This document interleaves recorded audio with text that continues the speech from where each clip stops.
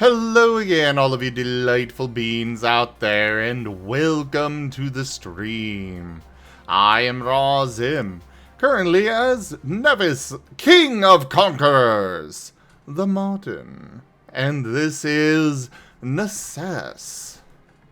I've seriously been enjoying this game a lot.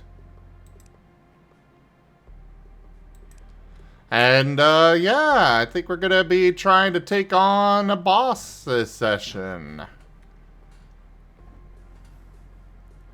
I would like to get some armor. Some proper armor.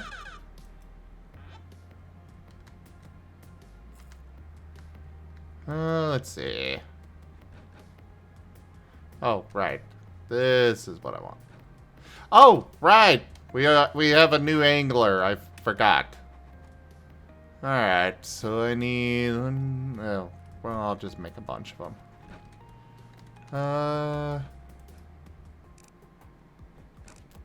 The problem with these games is that I sit here and it's like, I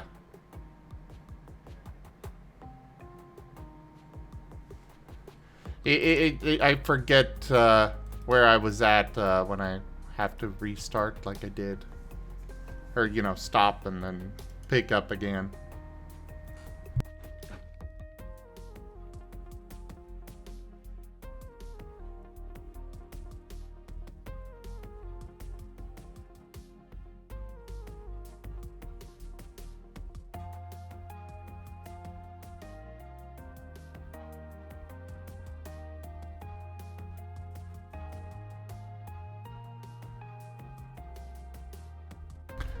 Looks like we're gonna have Conrad join us. Provided things are working on Twitch's end for that. So let me go ahead and invite him.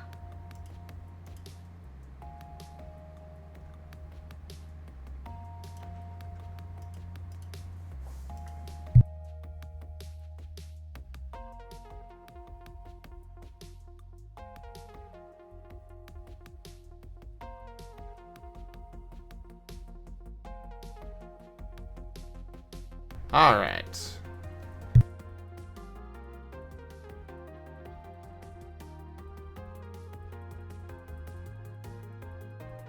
Oh no! Ads! Where are the walls? Oh, I'm in the wrong bench.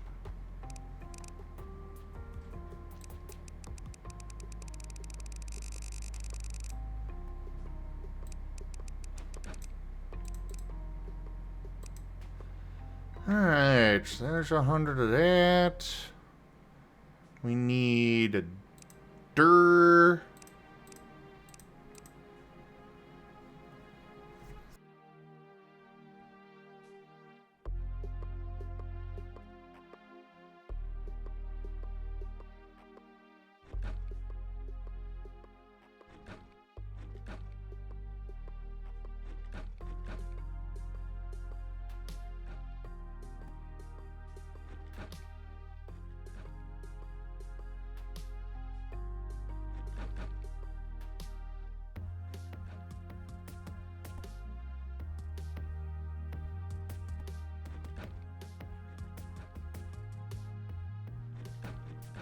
Alright.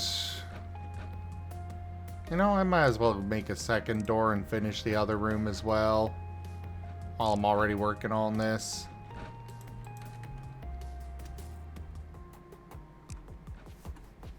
Ah, right. Candelabras are in here.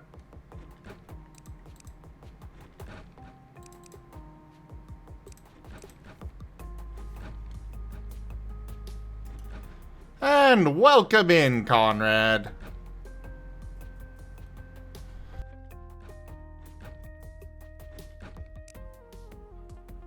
Down there in the bottom left, we've now got Conrad working on a 3D model.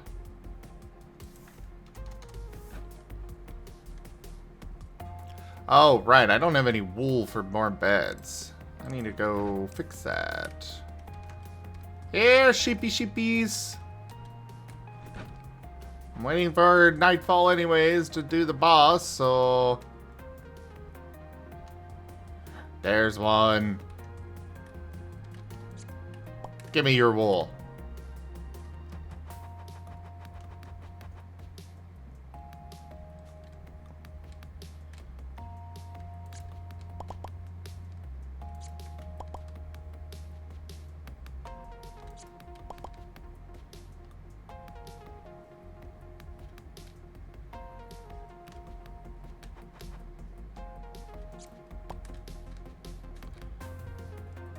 Any other sheep around?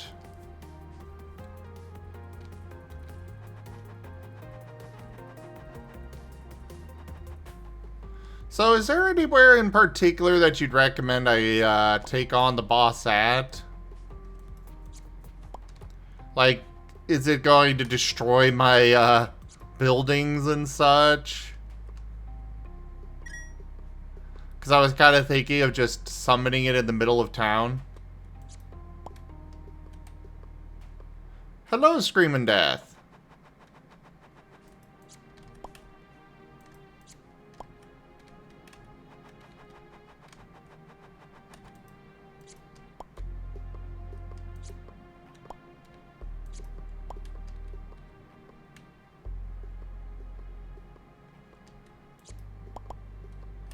Large open area. Fair enough.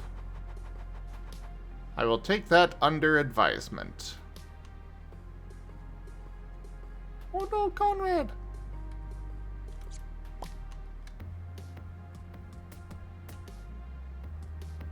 What happened?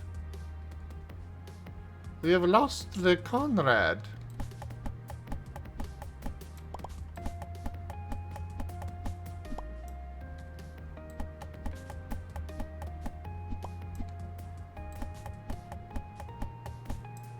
That probably is a good idea.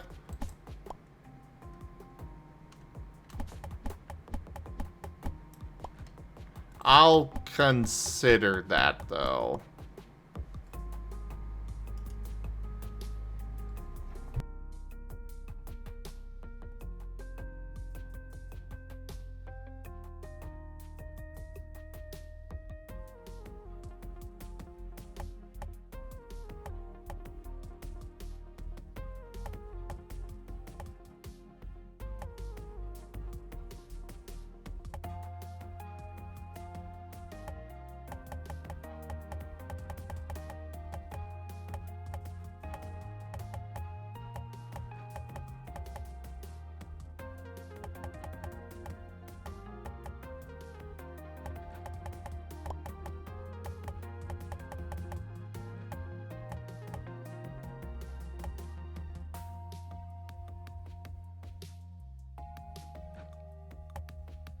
Put that there.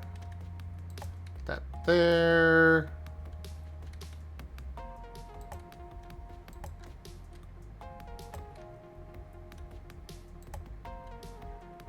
And finish the wall.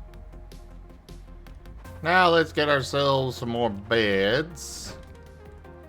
And it's nighttime, so I can summon the boss. Hello there, old pal.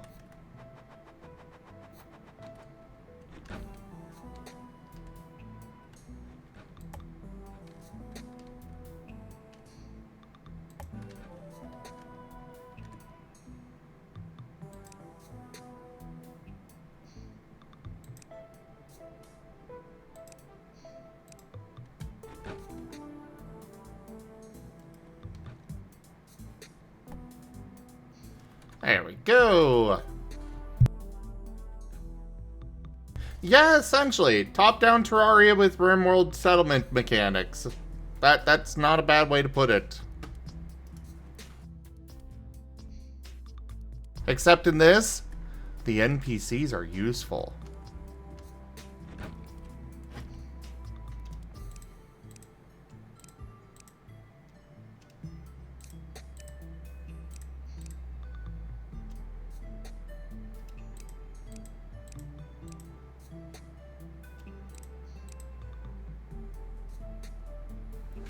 Brent the farmer. Do I really want another farmer?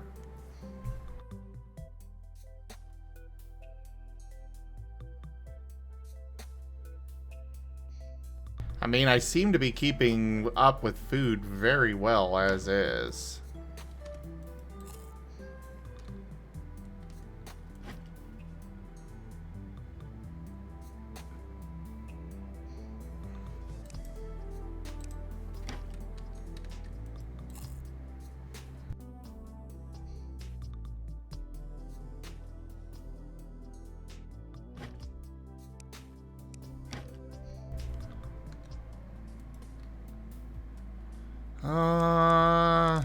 Armor.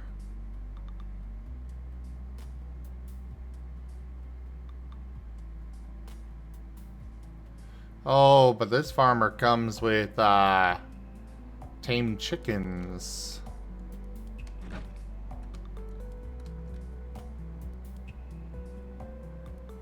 Okay, so real quick, we're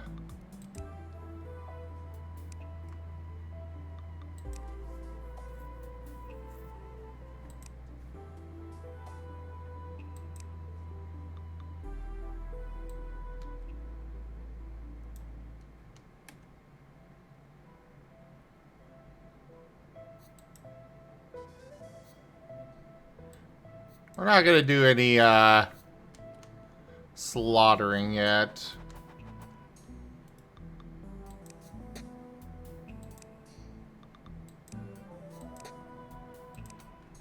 Yeah, I don't have, the money for them right now. Oh, right, armor. Was gonna get some.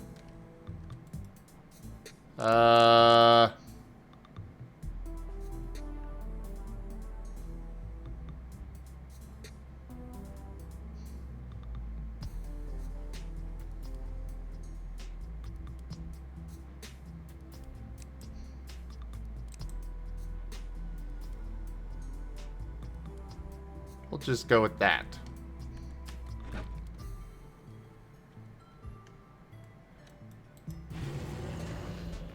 Evil's Protector. Oh, God.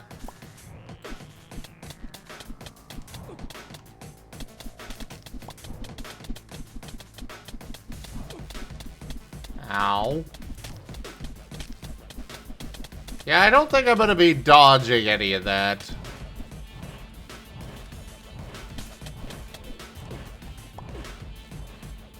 Ow.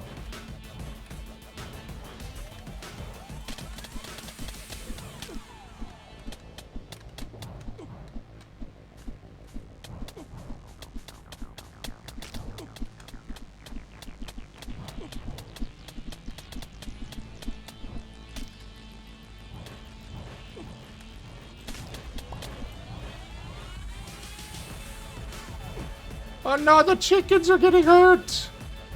But they laid the eggs!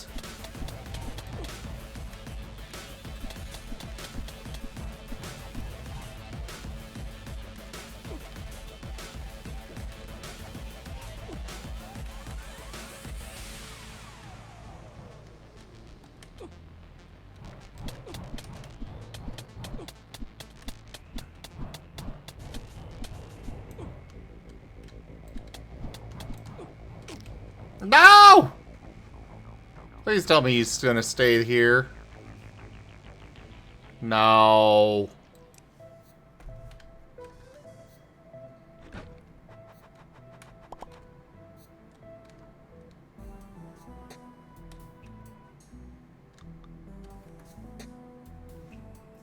Wait, I still have to buy his animals? I have a gold helmet, copper breastplate, and these vampire boots.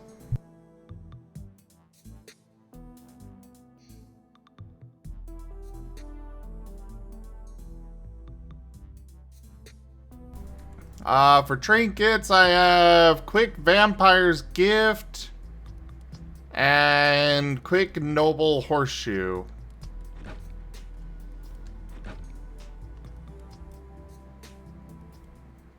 I also have these leather dashers.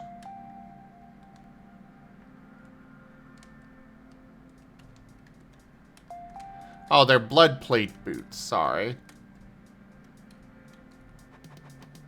But, you know, same difference.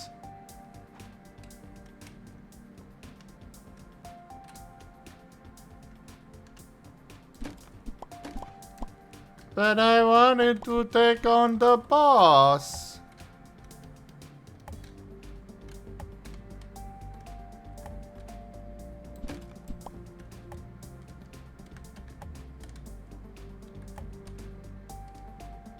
I am assuming this is lava.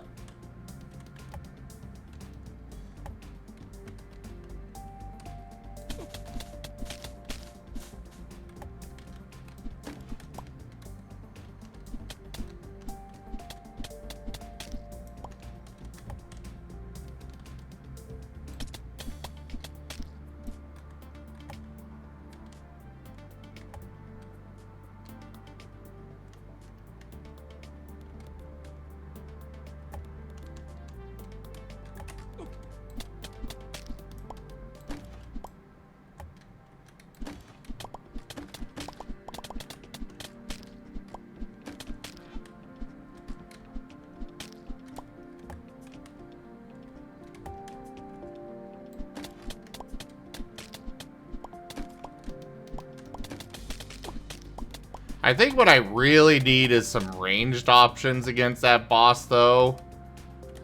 He does not seem to be very good for doing melee against.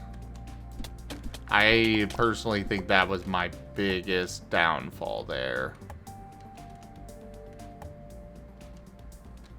Oh, yay, vampire spawner. Ugh.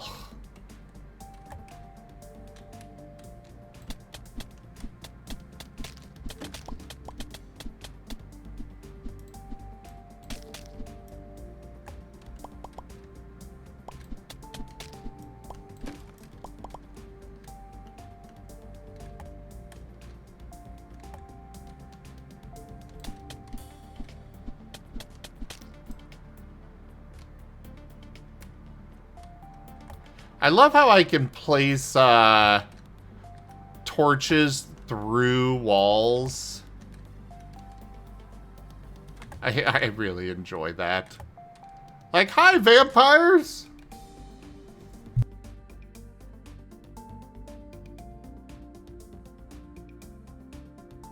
Sure, what's that, Grow?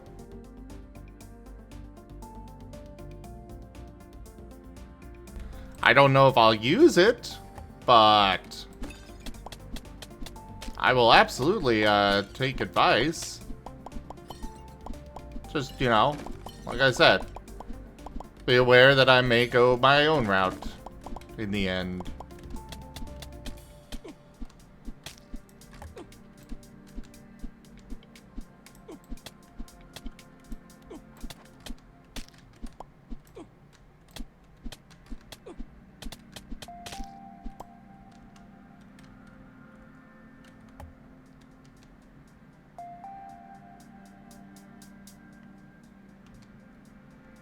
Oh yeah, I've been mining the tombstones, or at least I did in the one that I found so far.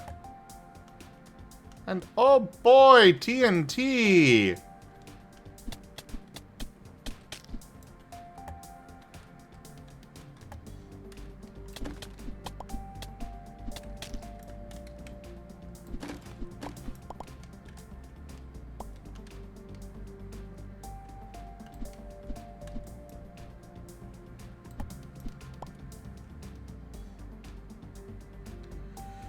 The iron greatsword? Why the iron one in particular?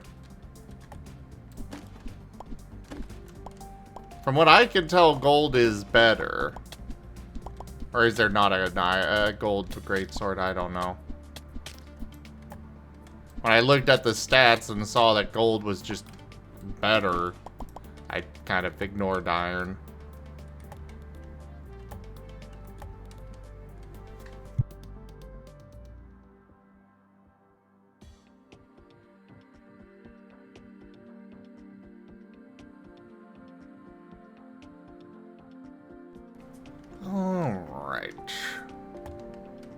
Hi!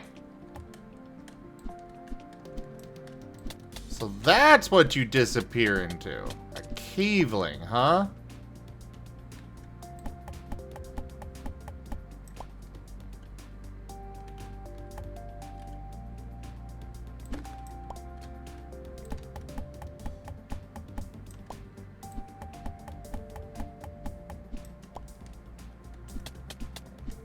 So I guess they don't actually escape, they just, hide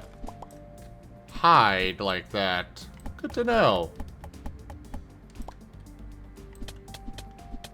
Oh, hi, spider.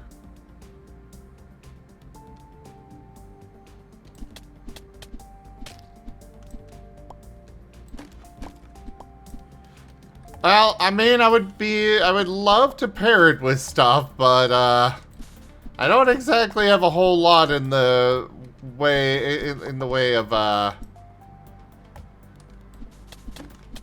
options right now. At least not as far as I'm aware.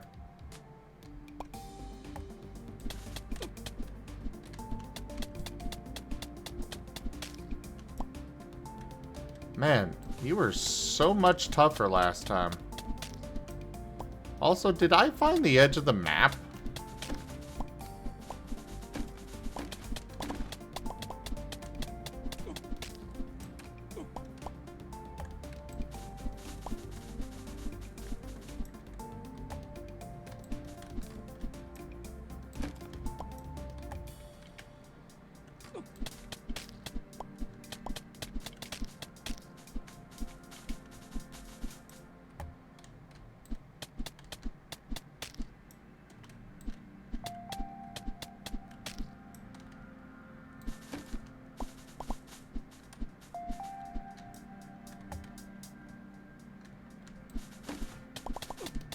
Oh.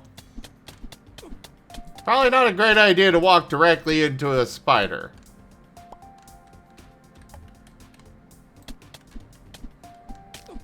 Generally not conducive to one's ongoing health.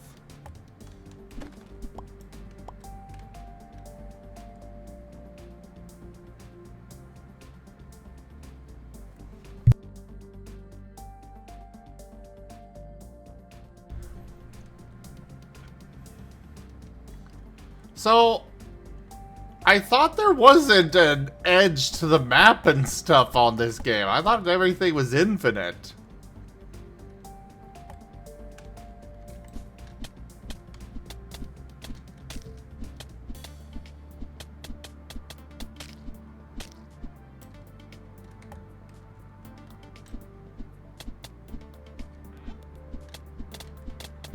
I enjoy being, Beyblade of Death.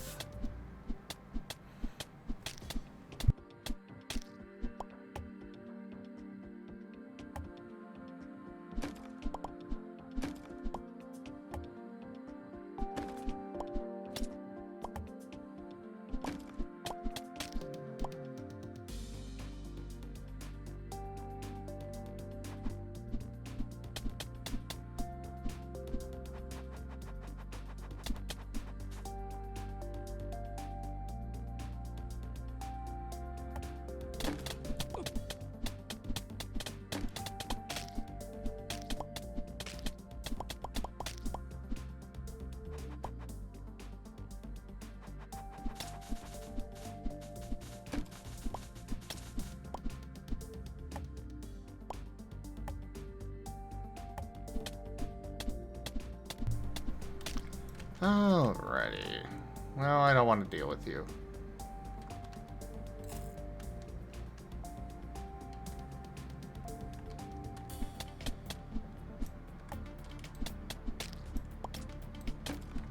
I find it so funny when enemies just wander away from me after I smack them.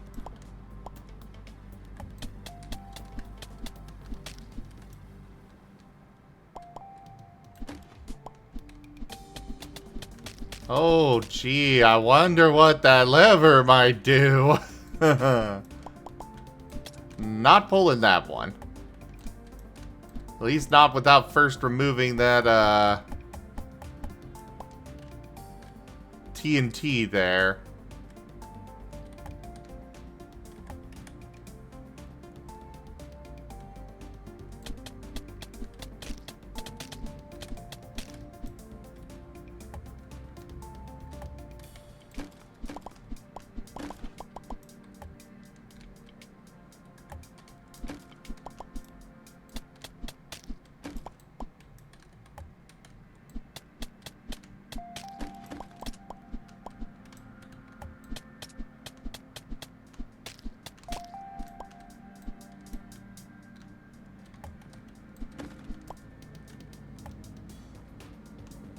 Alrighty.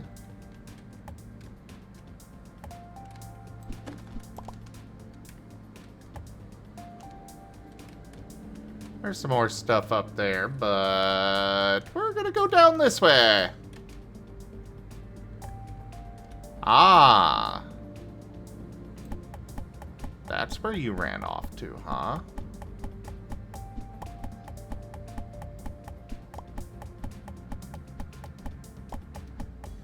I see you.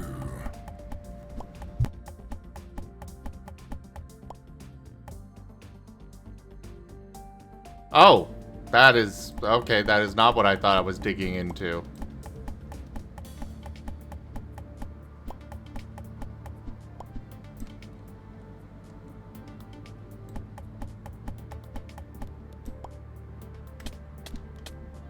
Oh! You were in there! Get back here!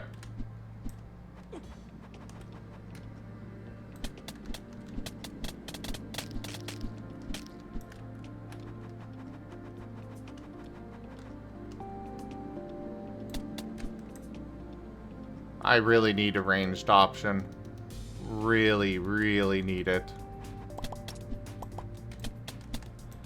Oh, you are a different one. I think you were the first one that I was going after, and then that other one... Okay, well, fair enough. Lots of gold.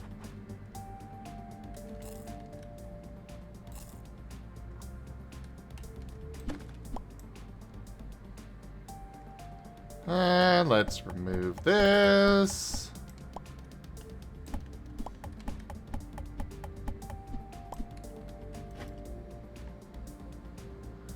Sloppy Zephyr Charm.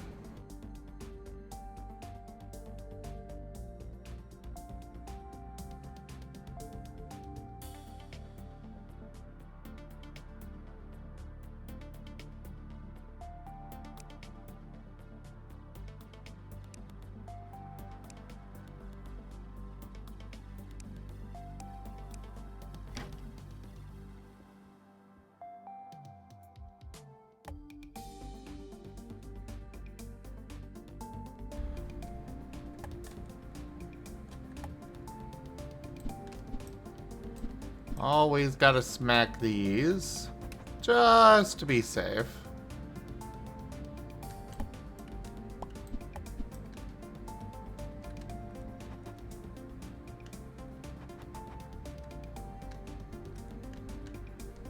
And now we're gonna head on back to the surface, I think. Welcome back from the ads. Sorry for those. Unfortunately, not a whole lot of choice.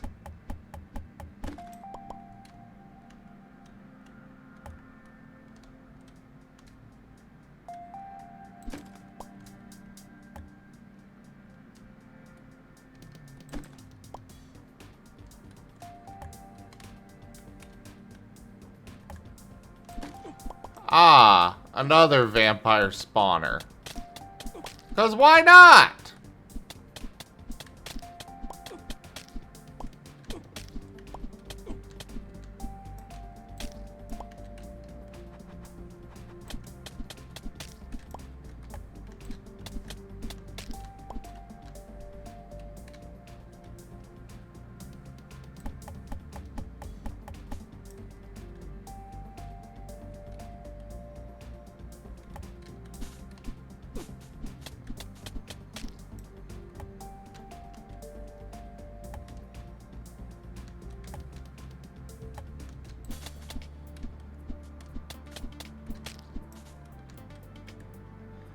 My inventory is so full right now. Oh god.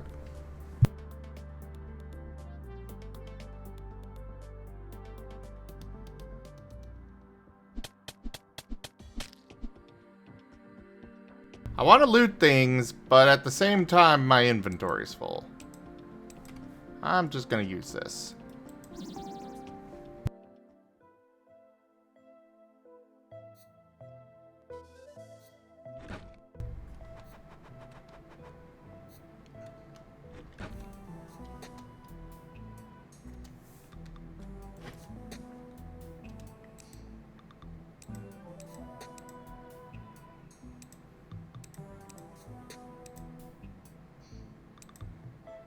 I really, really enjoy that this game has these NPCs that are actually useful. I can set things up and just throw things into this chest, and they will just haul it off to wherever and sort it for me. It is by far my favorite feature of this game.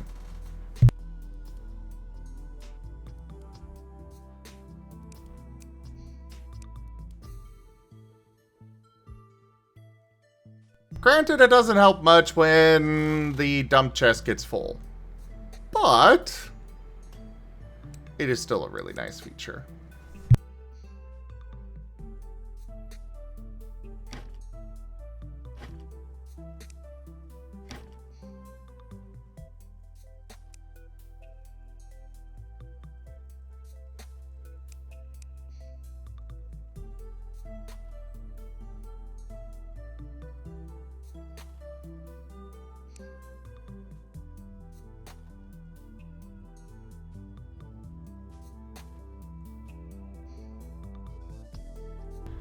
Oh, so I have these challenges that I can get stuff from.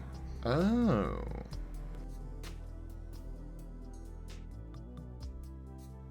Well, there's Beat a Bear and Mine Ore. I can definitely complete 2 of those.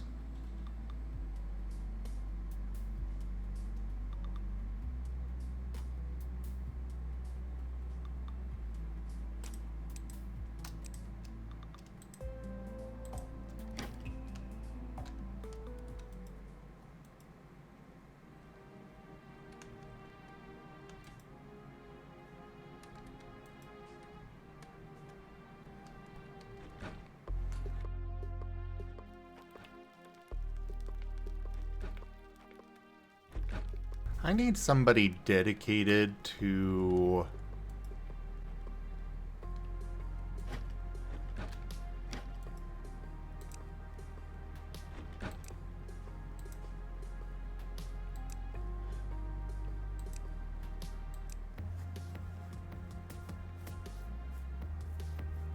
Not wheat. Don't use wheat in there. But we have plenty of tomatoes, blueberries, and whatnot.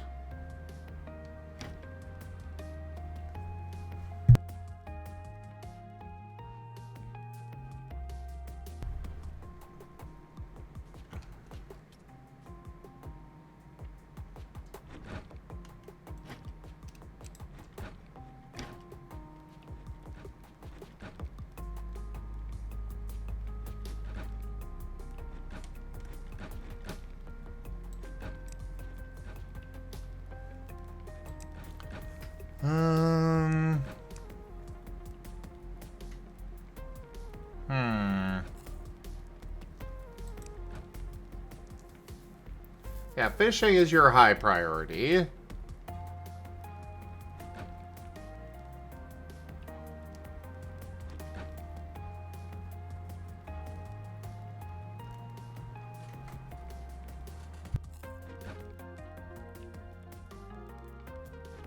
I think I'm gonna have my miner prioritize hauling.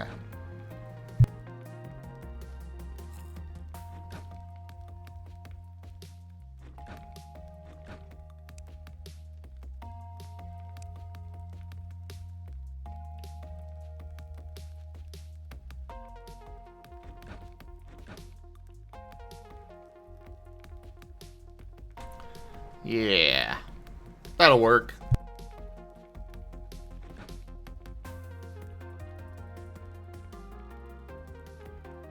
Oh yay, Discord's working! Maybe.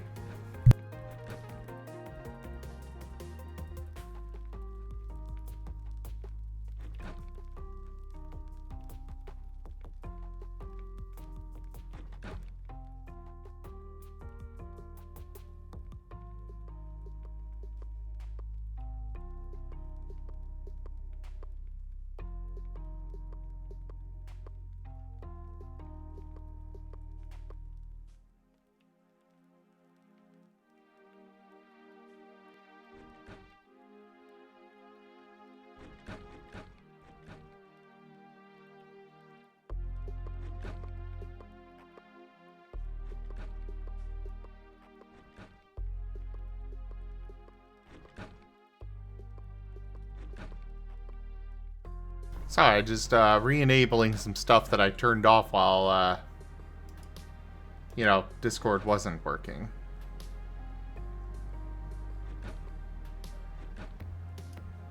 Before I forget.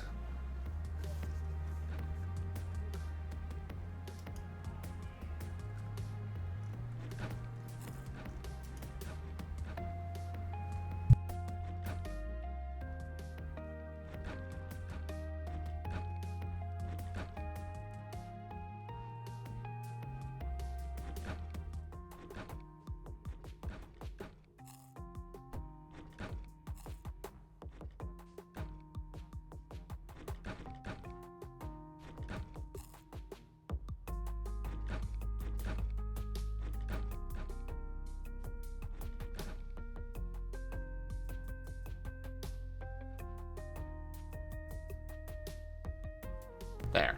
Got that posted.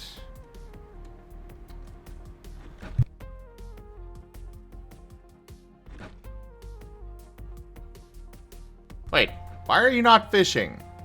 Oh, you're taking a break? Fine, fair enough, I suppose.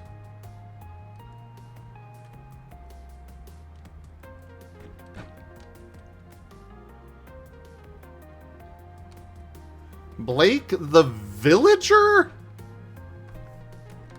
The heck does a villager do? I guess I'll find out when they arrive. Hand of justice.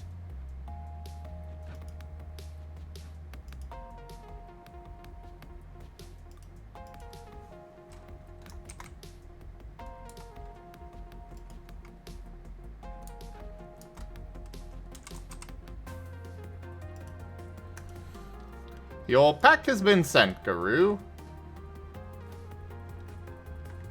Hopefully. Let me know if it actually did arrive. Where is this villager? Ah, there they are. Ah, no specialty at all? Fair enough.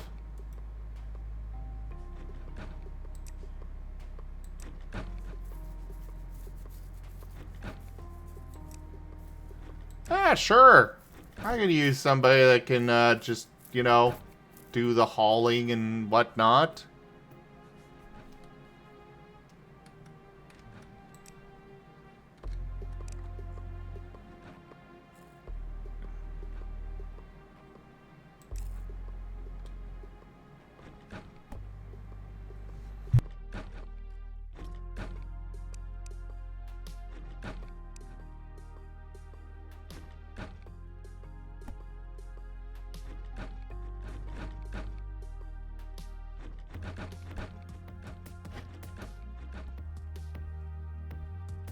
Ah, right. Map fragments.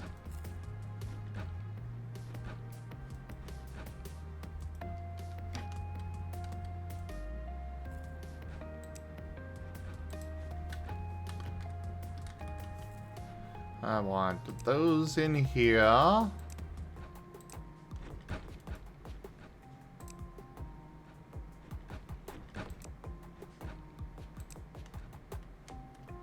What else do I have in here that's just taking up space? Ah, yes.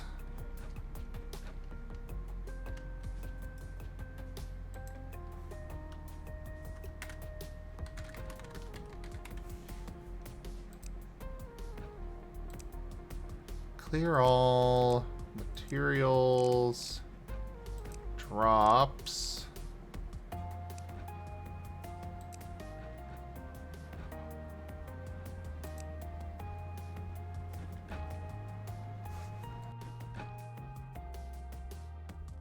And we'll leave that as is for now.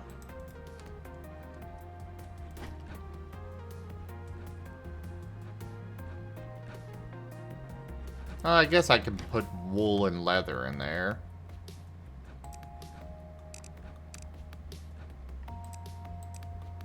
Got nowhere better for it.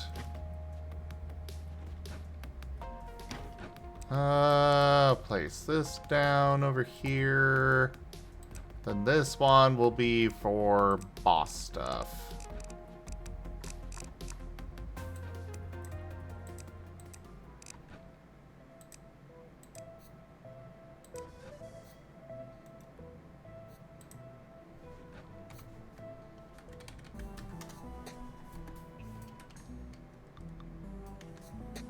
Where are the potions going?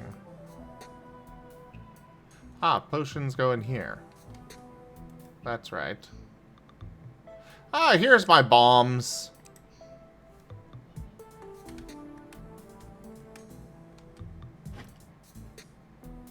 Wood floor? Why is that not getting sent over into here?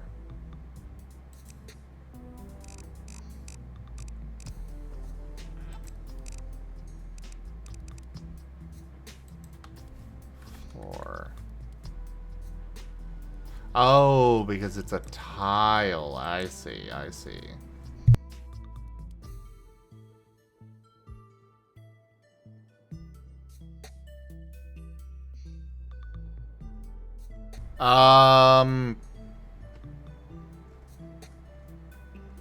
If you played a card, Guru, it didn't go through.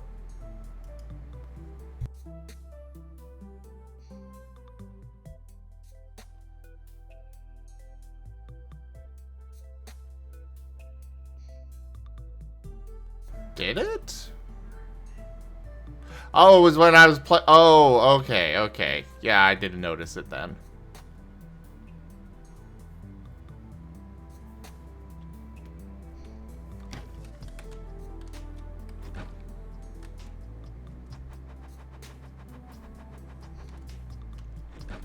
How did you get in here?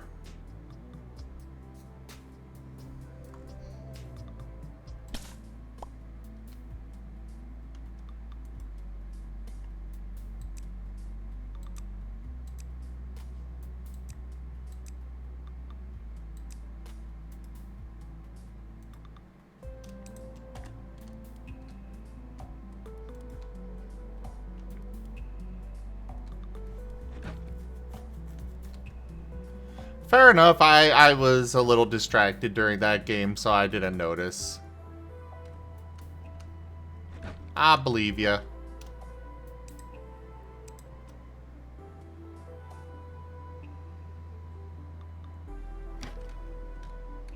Alright, we'll leave that's the rest of that be for now.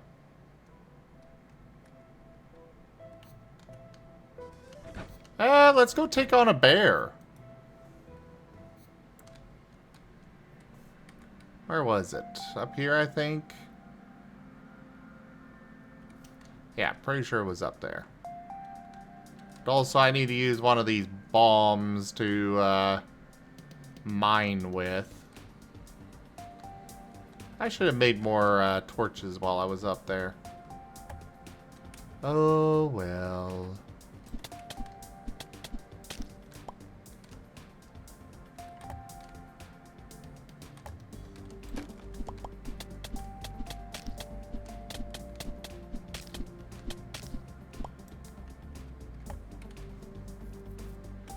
An exotic merchant. I see, I see.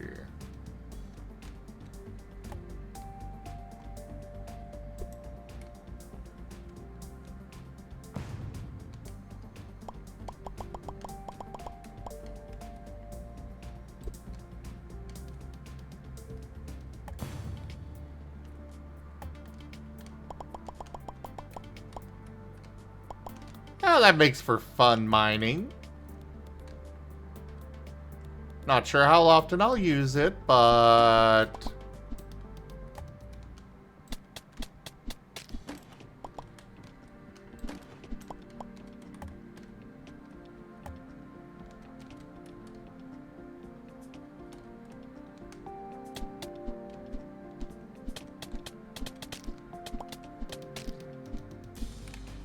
let's go open this.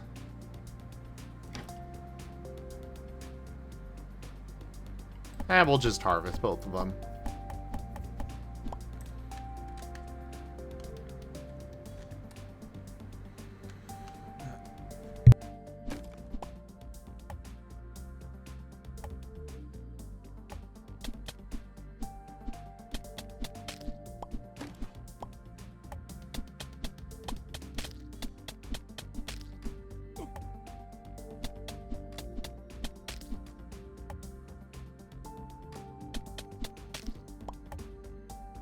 Well, that is an interesting cave.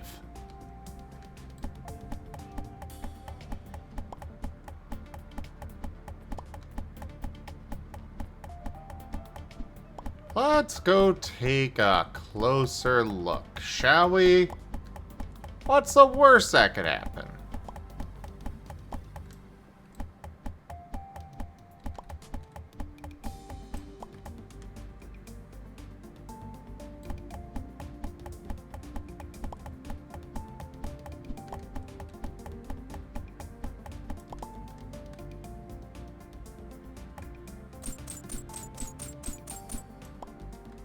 Sapphires?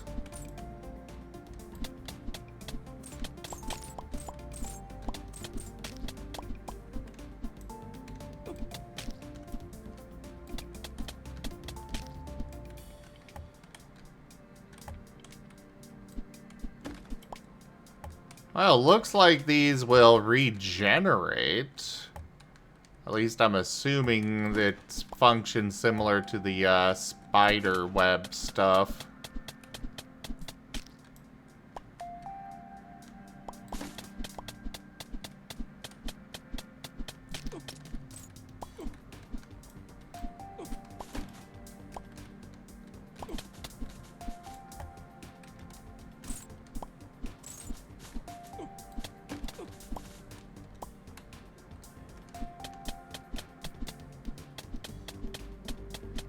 Cease your nonsense.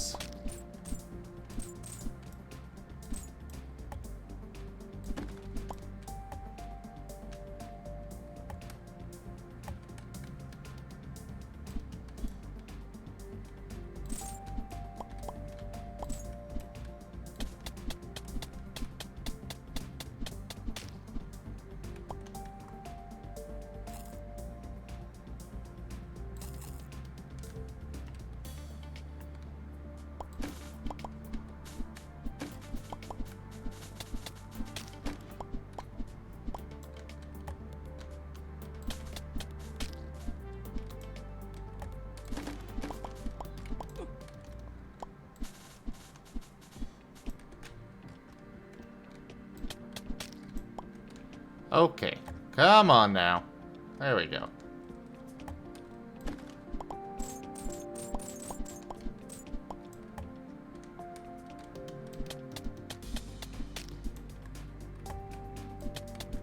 Ah, hello there, horde of zombies. Luckily with my glaive, I don't need to worry about you much.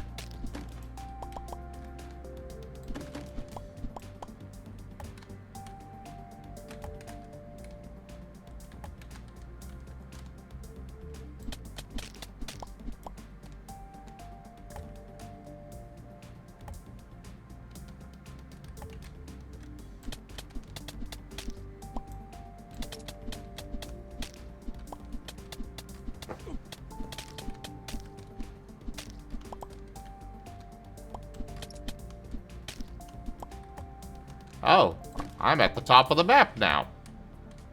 Neat.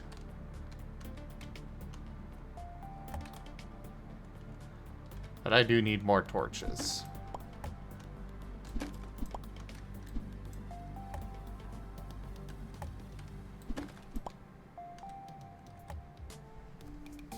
Wait. You could go even deeper? Oh.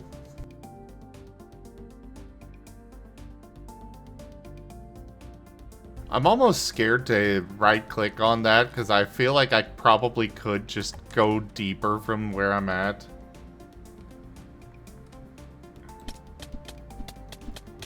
We'll finish on this floor first, though.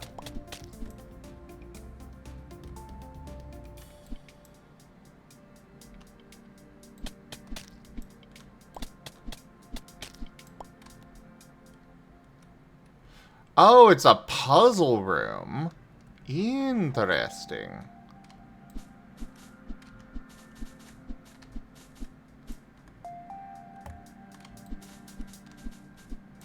Oh, there's another one over here.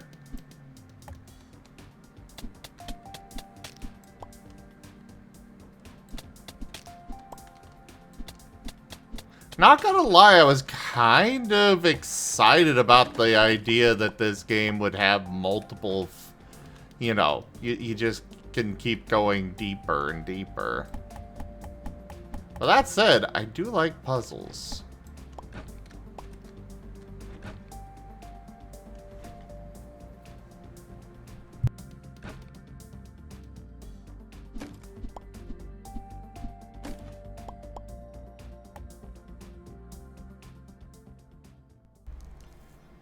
Oh!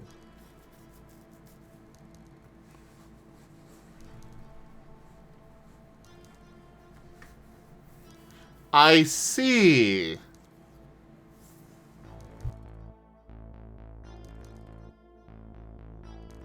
What exactly is the puzzle here?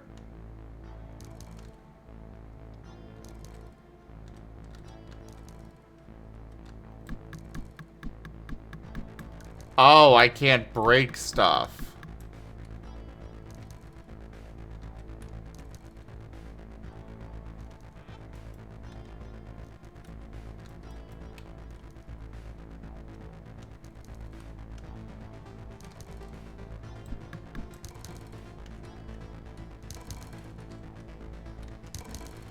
Oh, boy.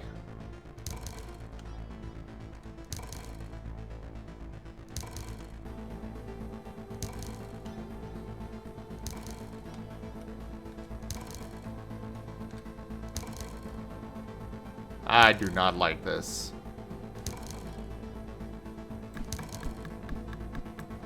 Was worth a shot. Ow. Those really hurt. Oh god. I got so far to go to get to another safe spot.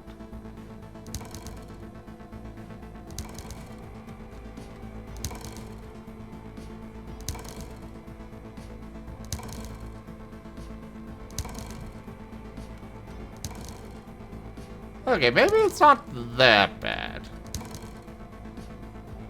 At least this does seem to be the floor that gives me increased speed. Ow.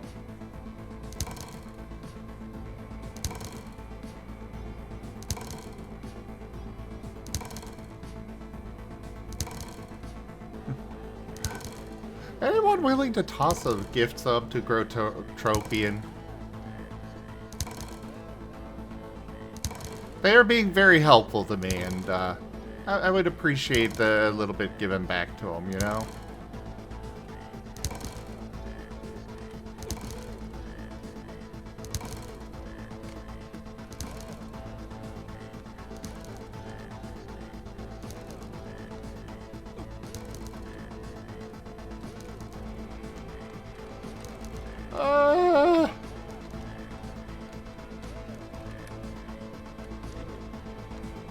Yay! I made it through some of it!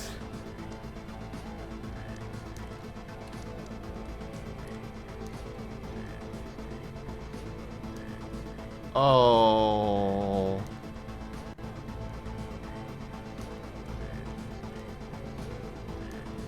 Yes, indeed, Guru. Traps, traps, and more traps.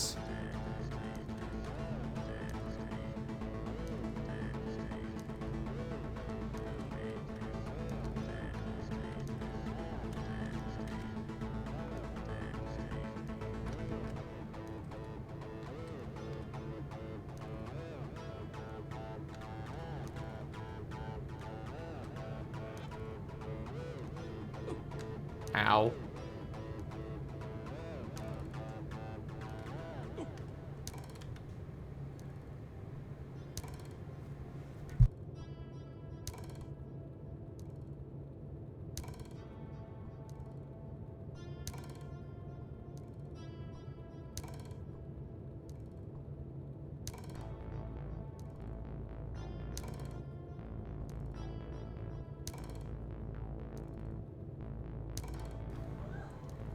You God, I don't like this.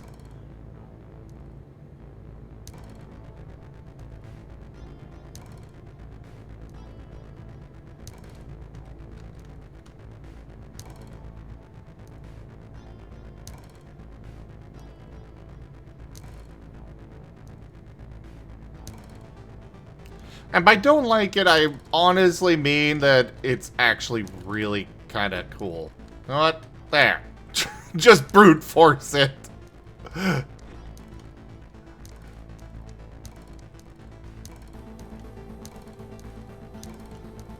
Oh. I'm gonna have to just rush this one. The safe spots are not there long enough. Wait, pirate raiders? Oh, come on. I'm in the... Ah! Wait. I was very much expecting that to be much worse.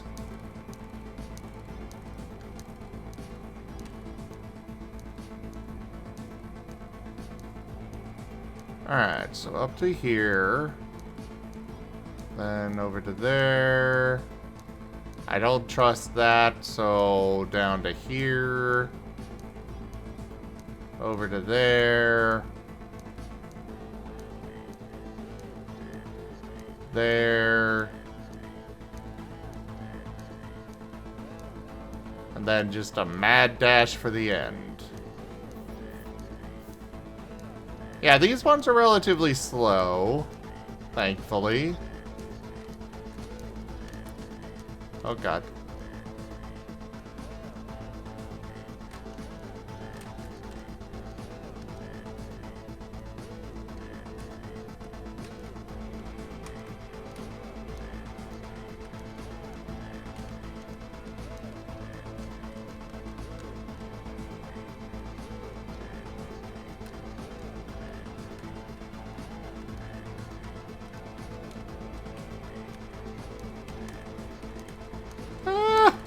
Aha! Oh no, another one. Oh, why?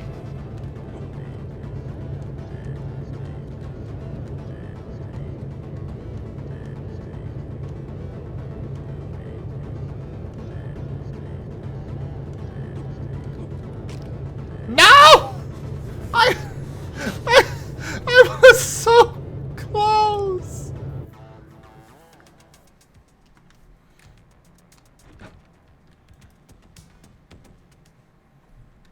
I got so far in that thing. I tried so hard. I got so far. And in the end, it didn't even matter.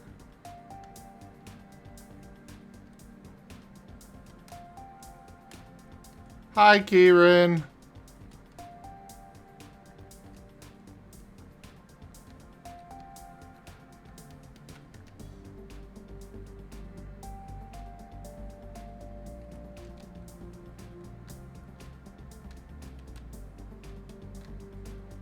I gotta get over here quickly, though, because I don't know when my stuff despawns.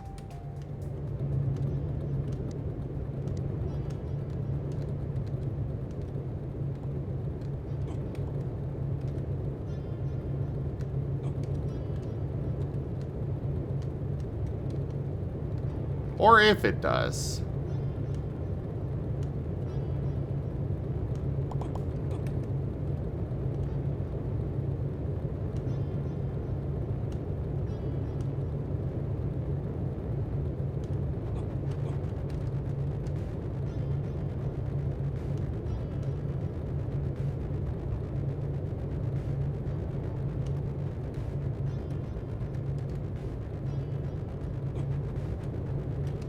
Oh, I made it!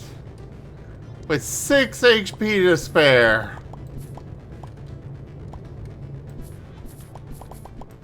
Yay, my reward!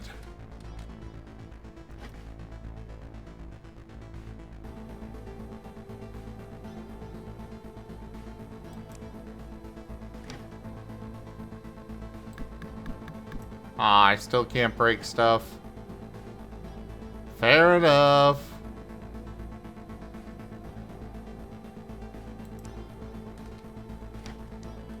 Alright. Now I need to use one of these.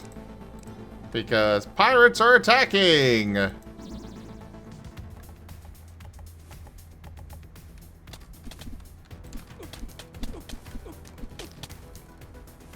And I've died already.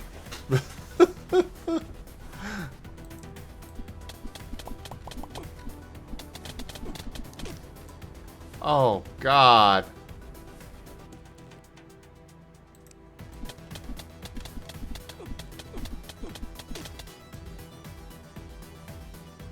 Not fair, game.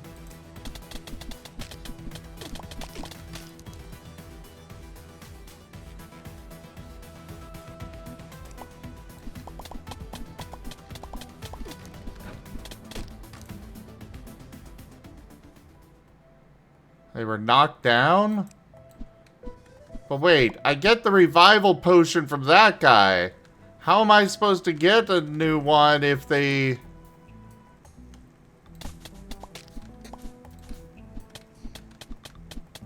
Oh, they are just taking all my stuff.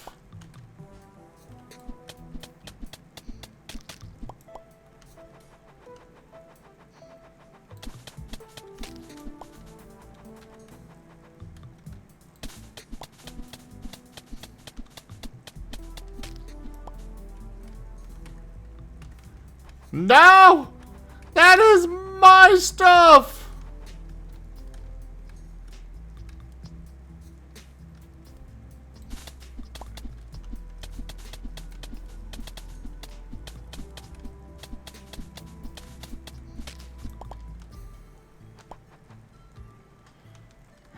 They escaped with,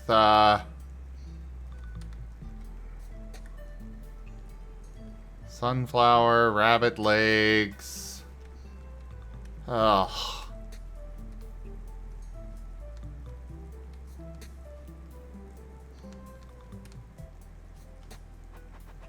Well, that sucks. But it could have been worse. It really could have. I didn't get away with anything particularly, you know, necessary and stuff.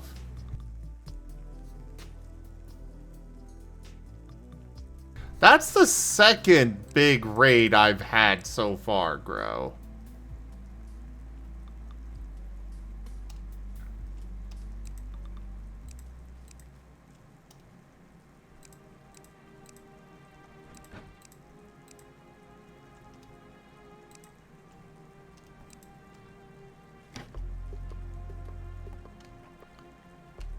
Oh, he recovered. Cool.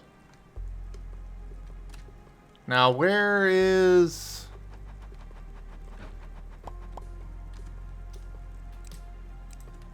Okay, first off, I need to rebuild.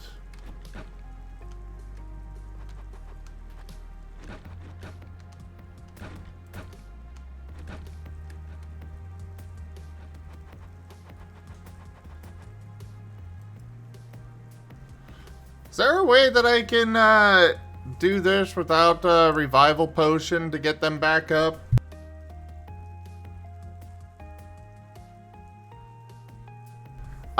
Grow, I had people in full armor. Full plate armor for my first one. Oh, hi, Tao. Hi. What's up? Oh, I'm here. Oh, fair enough.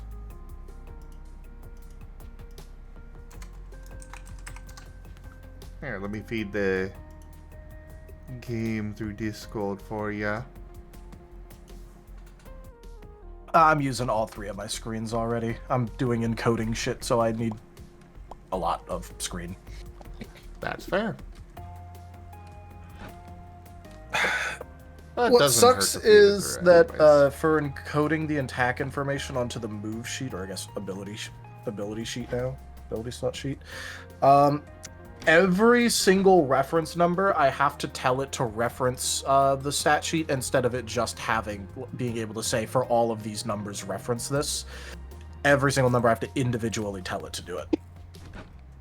Oof. Ah, hey, Gib Gab. Hey, Gib Gab, hey, Merle.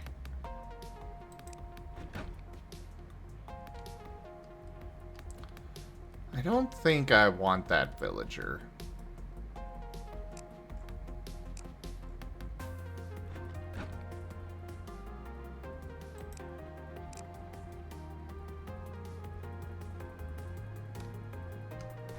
Why are you unhappy?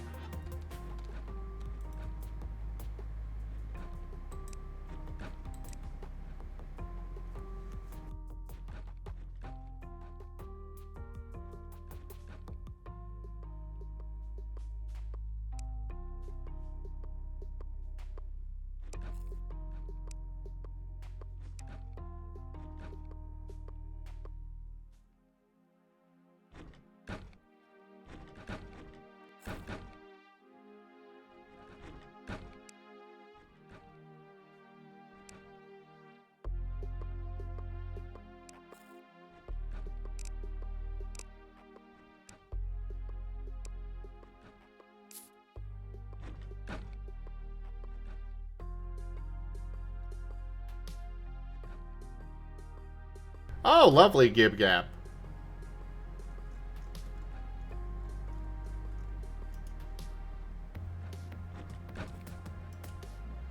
Also, that reminds me, I have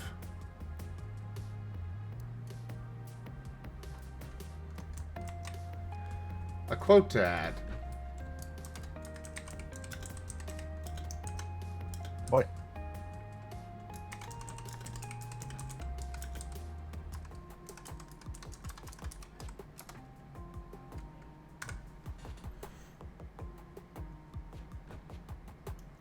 Also, this weird thing that Rex was saying last night as well.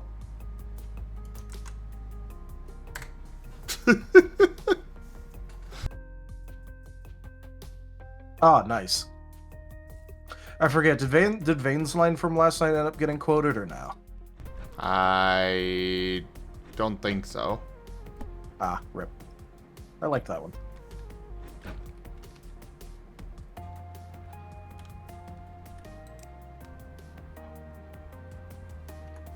For anyone who missed it, he said, "I believe you're having delusions of of adequacy." Oh yeah, that. I believe you're having delusions of adequacy was a good one. I did like that. There's another one up for, you know, a good occasion, but it is way too harsh to use on Demir. The other line I thought up was, you'd be out of your depth in a car... Sorry, it just makes me laugh thinking about it. Which is, you'd be out of your depth in a parking lot puddle. Oh God.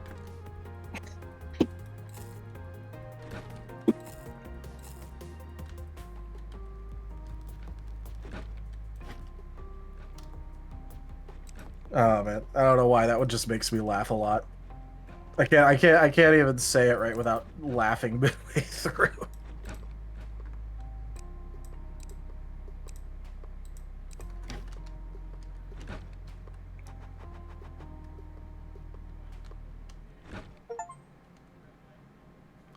Run a full marathon on foot. Cool. Nice. I got an achievement. Oh, right. Before I go in, I need more torches.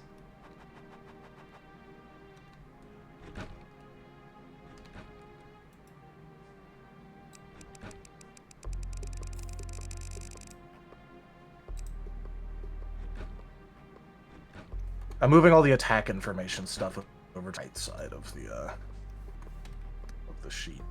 Makes sense. I'm also adding in a section for soul moves with deception, etiquette, persuasion, and presence. Very good to add. And a Yep, quick it'll reference for how they work also would be really good, I think. Yeah, what I'm doing... lack of people actually using those ones, so... Yeah, it's going in that attack information box, which I'm also expanding out slightly. So there's going to be, like, application and save SR pre-calculated in a soul section on attack information. Good, good. I'm also, because I think people forget that this exists, because a lot of the time they just buy up the guaranteed if they're doing conditions. But I think people are legitimately forgetting that if you have a accuracy stat change, it gives plus 5% chance for your non-guaranteed things to proc on conditions. People forget about that. So now I'm gonna have it go where, like, on their attack information, in an accuracy column for it, which is going to be renamed, but, like, in the accuracy quote-unquote section, because it's technically accuracy stage. Yeah. If they have stat changes on their primary, like, stat sheet, it'll total all of those up and add the 5%.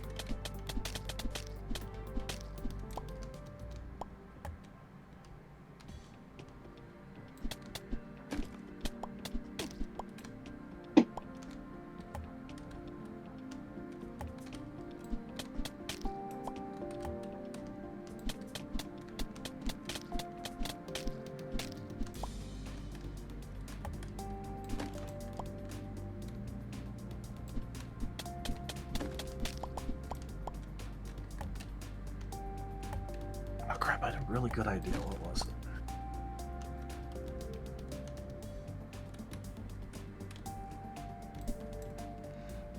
Sure it can, Gib Gab.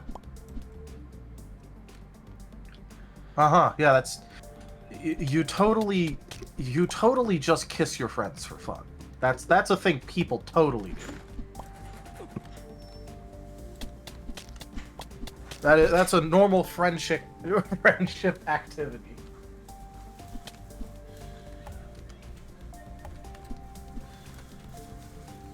One moment.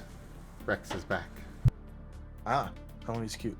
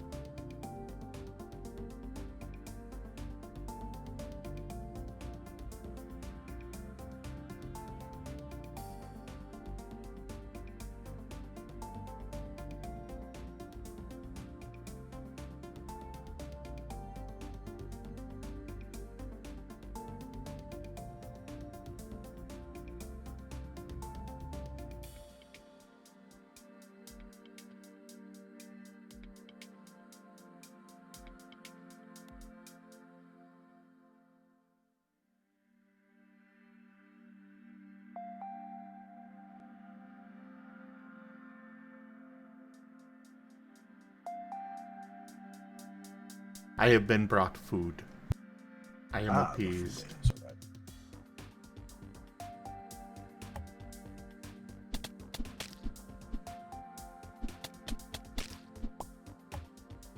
Oh yeah, now that we also have rules for cover, we might want to consider rules for cover creating moves. That was something that I was kind of planning for the magic system. That's fair.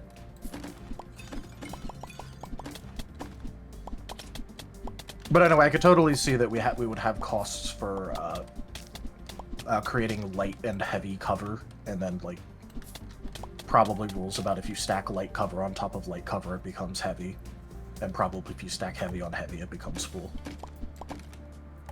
Yeah.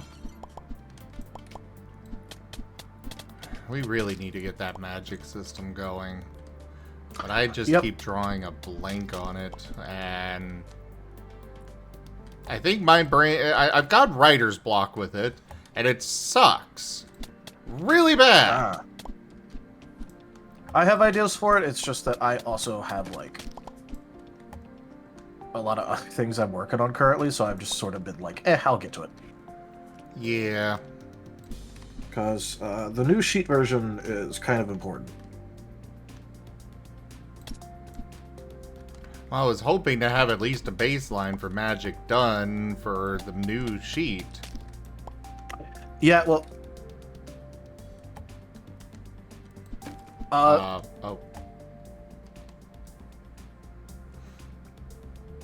Also, I just realized that your icon is not showing up for some reason.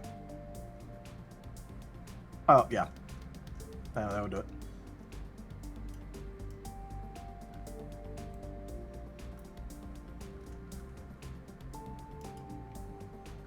One moment. There we go.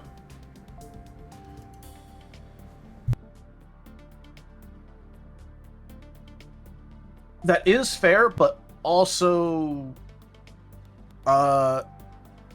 one thing that I've kind of,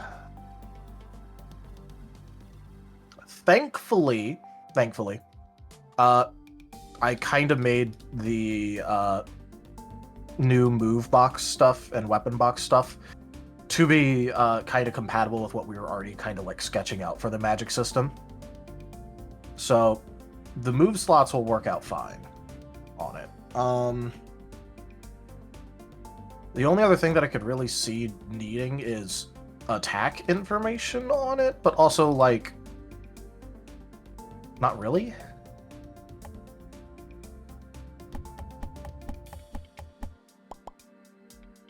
I mean, you know, I could always do a 0.1 when it comes out for magic and just let people know this literally just includes, like, you know, Rules for magic. rules for magic. So Yeah. if you're not planning on using magic, you can just ignore this one. It's just a particular difficulty because there will be a resource cost for using magic. Or at least some Yep. magic. Yeah. But that's also why, like, in order just for... There's at least one thing in moves that, like, greatly benefits from having a uses box, which is building power. You can keep track of how many times you've built power this fight with it, which is really nice for moves in general. It's not too useful for having a uses box on moves. It's very useful in weapons if you have, like, ammo. You know, if you have a revolver, it's kind of nice having a dedicated box where you can just put, like, 6 out of 6.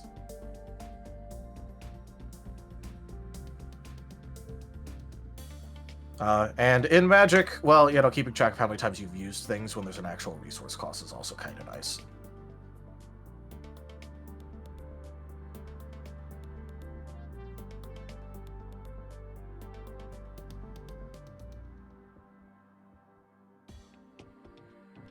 Rex essentially brought me a bag of chili and cheese with a little bit of chips in it. Like, the bag came with... It's this thing called a walking taco, and it comes with chips in it. You're supposed to add the stuff to it. But it's like 80% chili and cheese and 20% chip. But I'm okay with this. Because I've got stuff that he also grabbed that I can dip into the excess. Nice.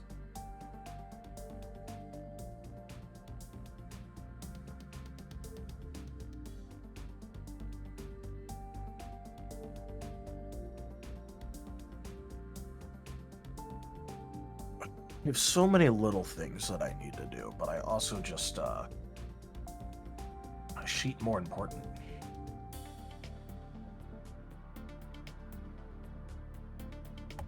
Oh yeah, my old mouse was doing the phantom clicking, double clicking, and scroll wheel bullshit, so I ended up getting a new mouse. Oh god, that thing does not take much damage. And it is very fast. Oh god.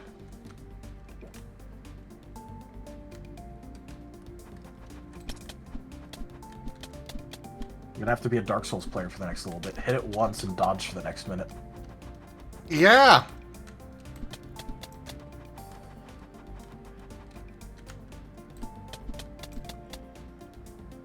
Oh, but he also regenerates really fucking fast. Oh, God. One hit and it's like half my health.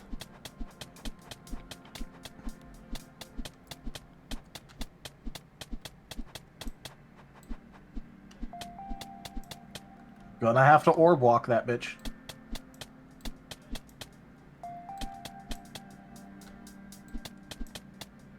I hope you're good at orb walking. I am Beyblade. I will let it rip.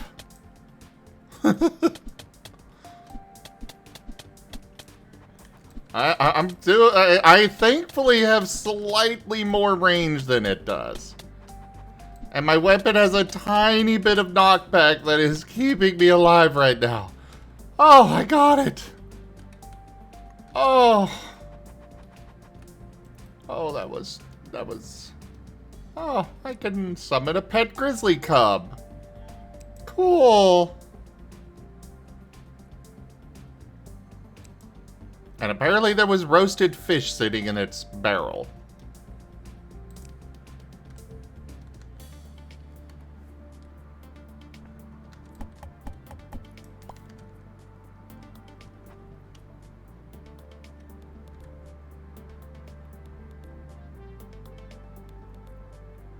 A fur fish?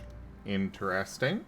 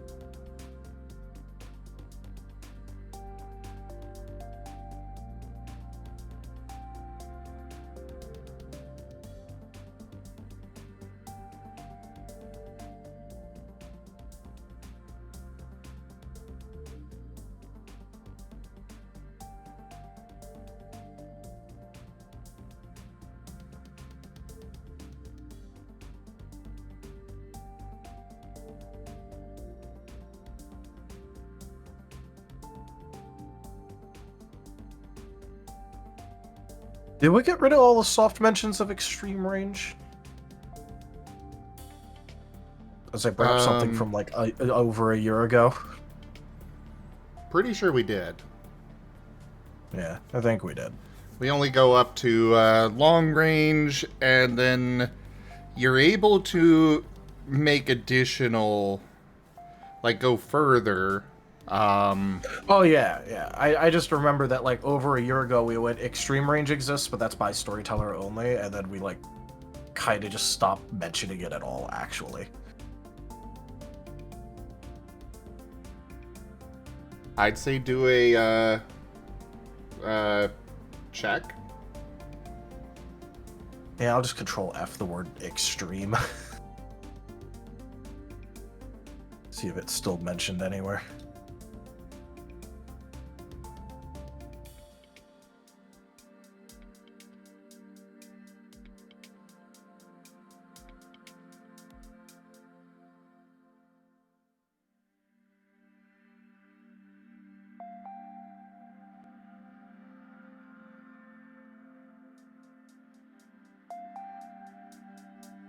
Yeah, no, it's still not mentioned.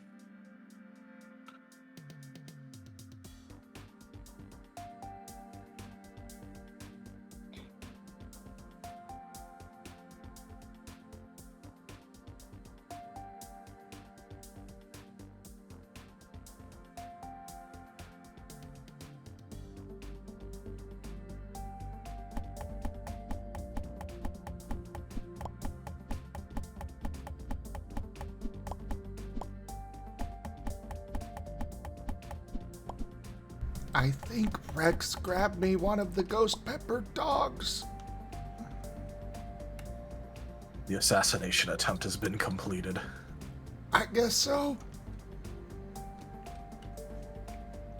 Luckily, I'm not that easy to take down, but good God, my mouth is on fire.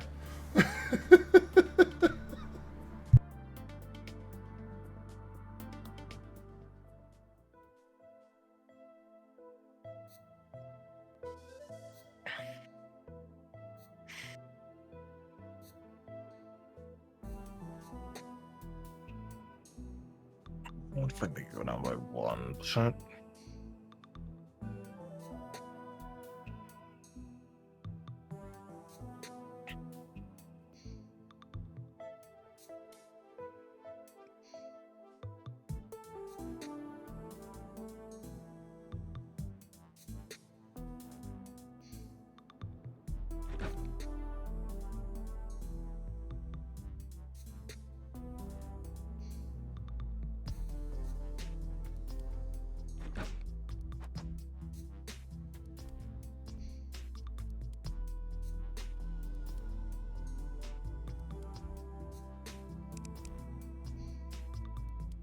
Why is there...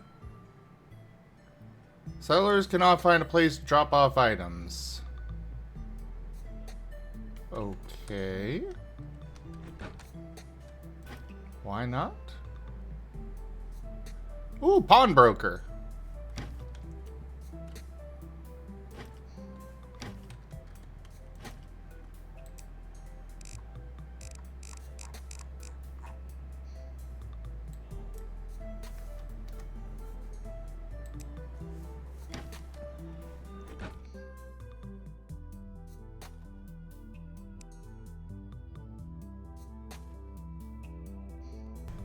Okay, well, this will be useful. What do I got that I want to get rid of?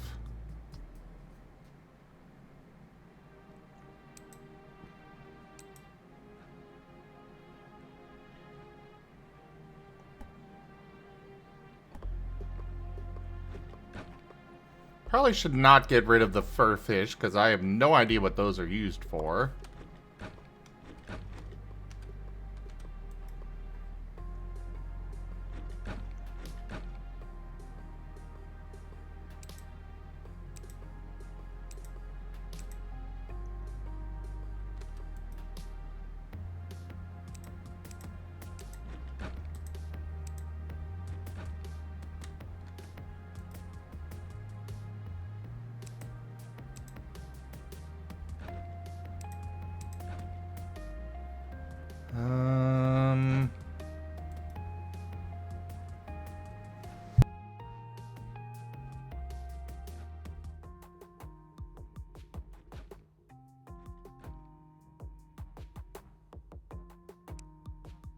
Either this looks slightly funky, or people only get like 6 moves per, or 6 abilities per ability page.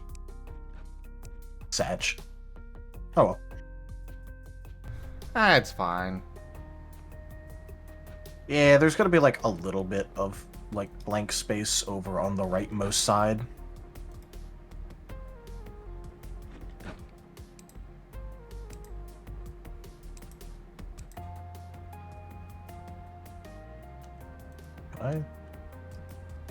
This will be funny.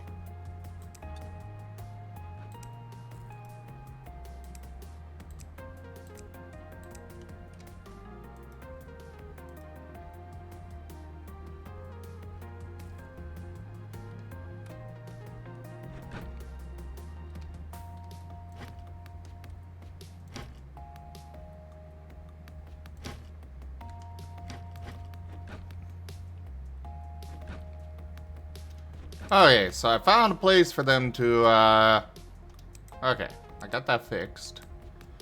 Though I would prefer them to not be putting anything in here. And hopefully they'll still pull things out.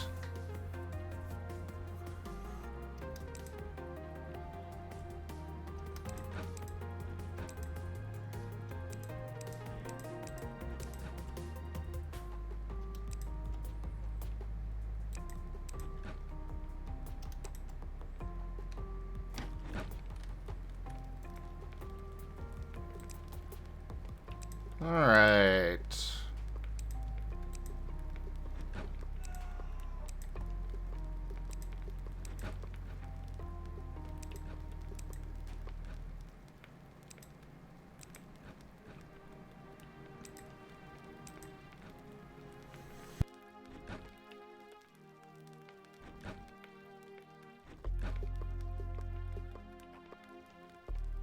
Yeah, I did set the chest to lowest priority, but I want them to take stuff out of the chest and move it elsewhere. At least provided that there is somewhere else for it to go. I guess it is, I guess that is what they're doing. Okay, cool, it's still working. Awesome.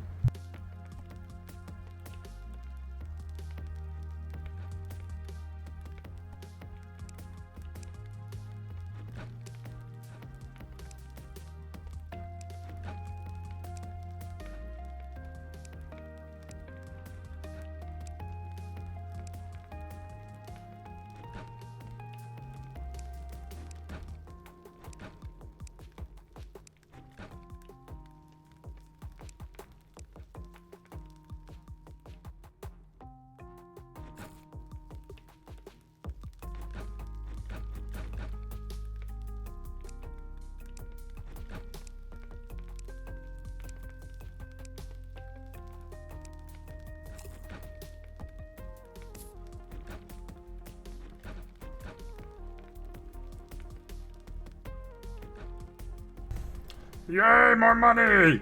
According to QuoteBot, Tal wants rubbies. Okay.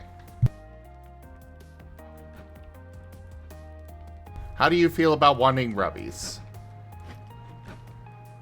I mean, it's not the worst thing in the world. Certainly worse quotes to get.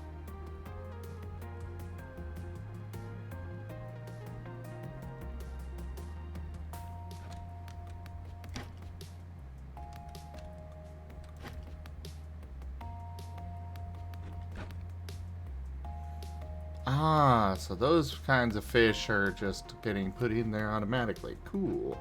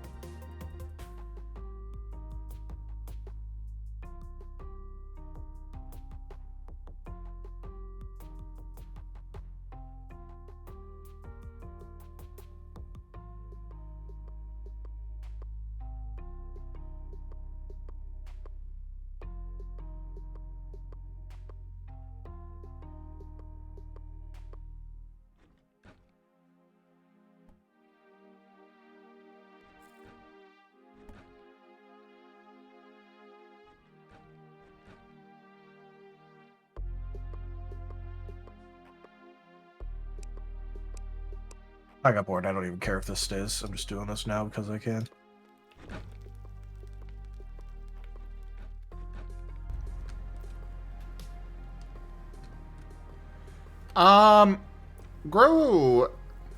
Growtropian, or Fru, hey there, Fru.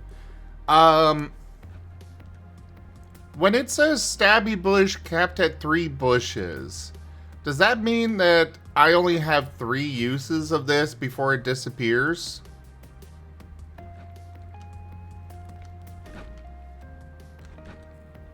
Because I just realized that this says infinite uses, so...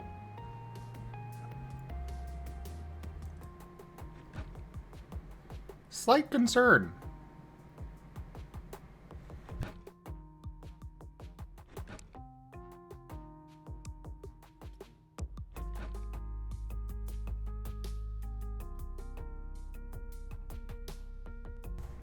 Okay, so it is infinite uses.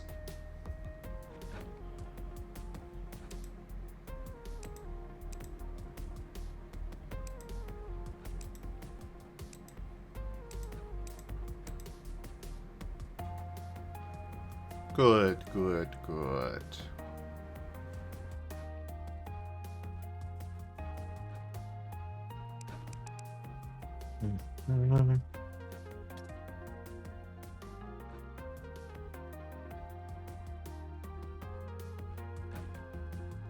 Hey, Ido.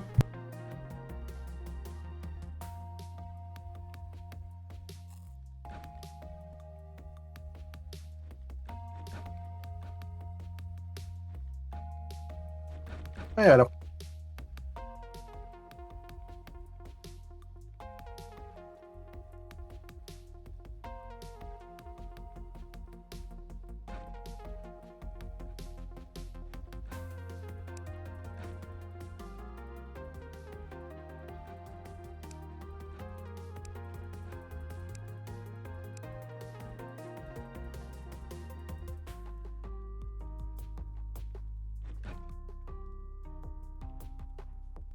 Alright, let's try this boss again.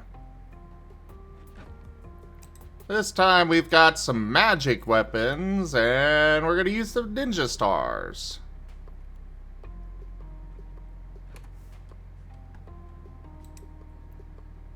Oh, right, the construction hammer.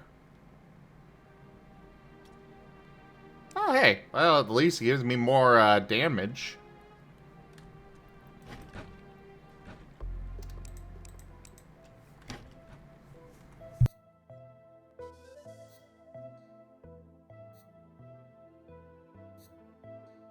I'm going to head pat the gibbon. Pat pat.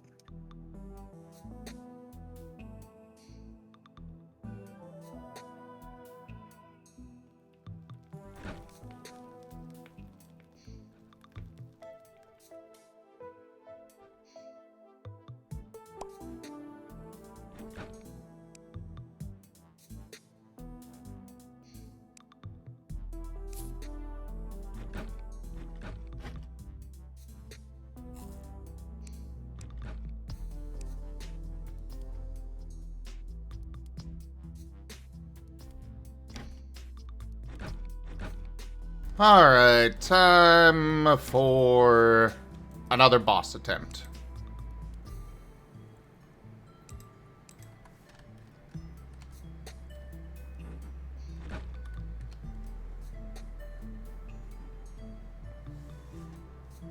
Jake, what are you doing?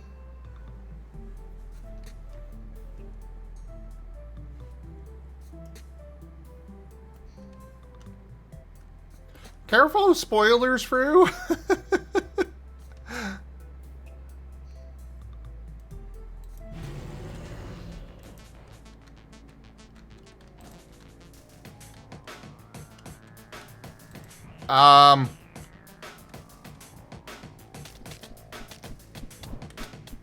I gotta lead enemies into the stabby bush in order for it to actually pop up and start fighting. I see.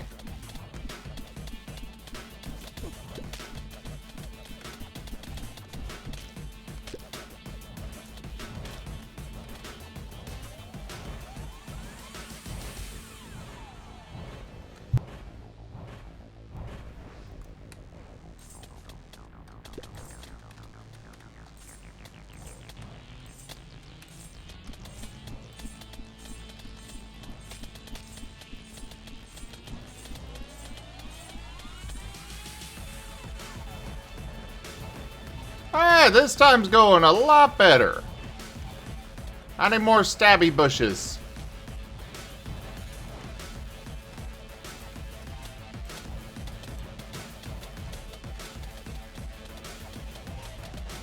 Go, my army of bushes!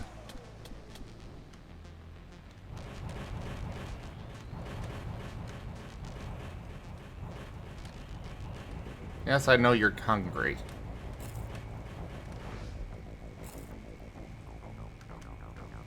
Well, are you sure you don't want to stop for a snack break when fighting a vampire? Not sure it's a vampire so much as evil demon thing, but no, I don't.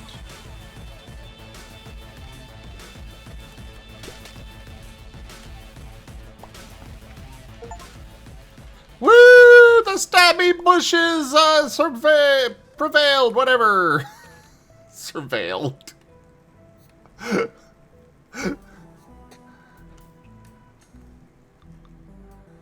Oh, well, that was fun. I don't know, it looked like a Cyclops demon to me.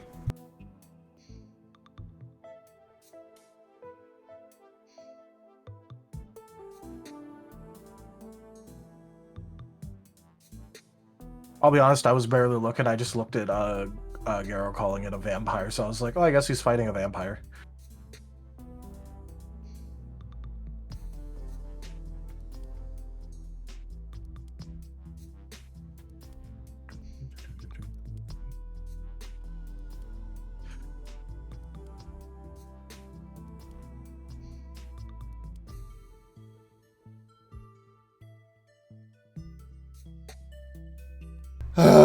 I guess I'll have to add that as a quote.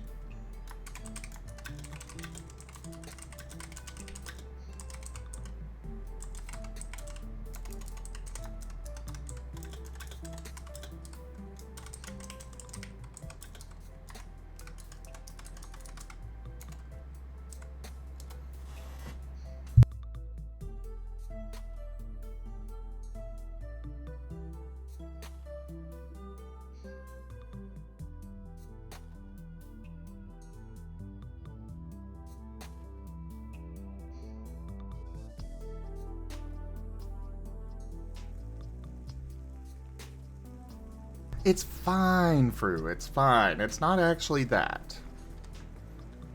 It's armor. Yeah. So, you know. Electronics.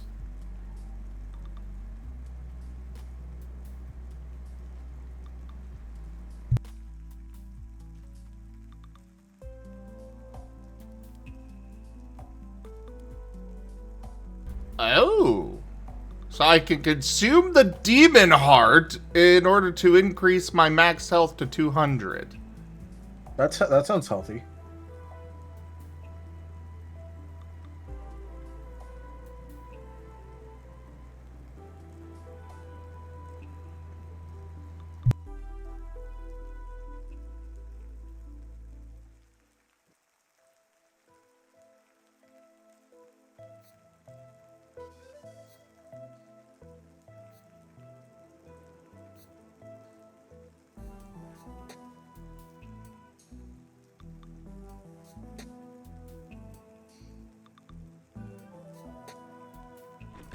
You know what? Sure, why not, Fru? Let's do it again. I got so many of these mysterious portals.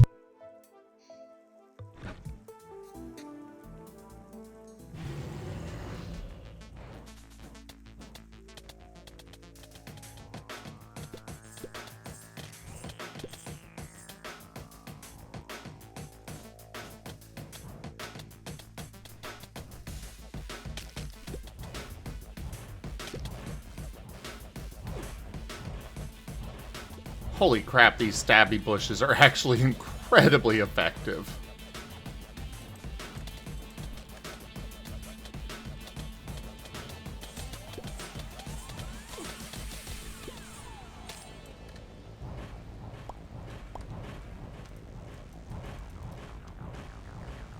What the hell even is that? 47. Oh, okay, that's just legacy. I want L48 and F48. Go, stabby bushes!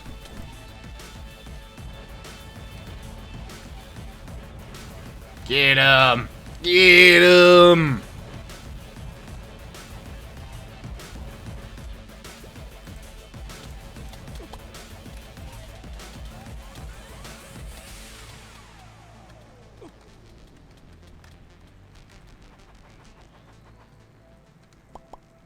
Victory!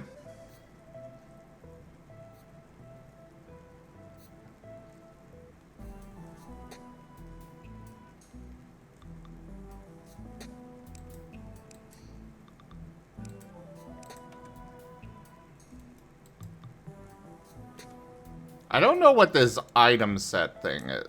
Oh, I see. Never mind. And now I have 200 health.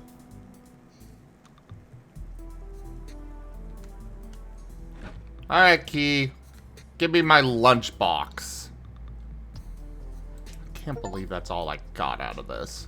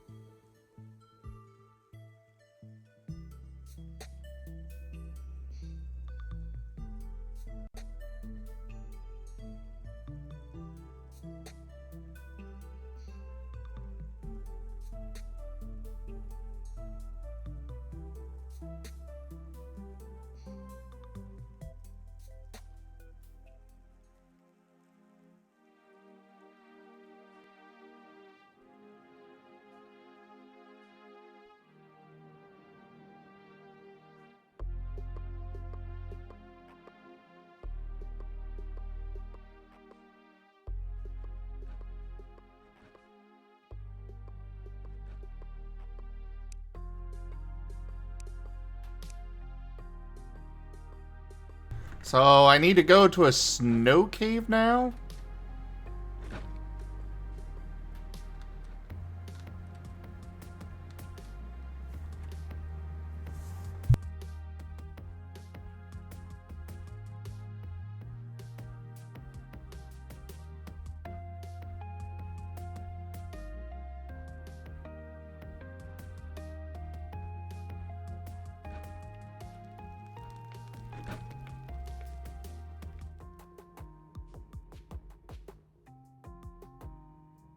The attack information got expanded out slightly, and now there's a column for damage where it'll auto add your damage stat changes on the other sheet. Nice. Go on there and to there. Cool.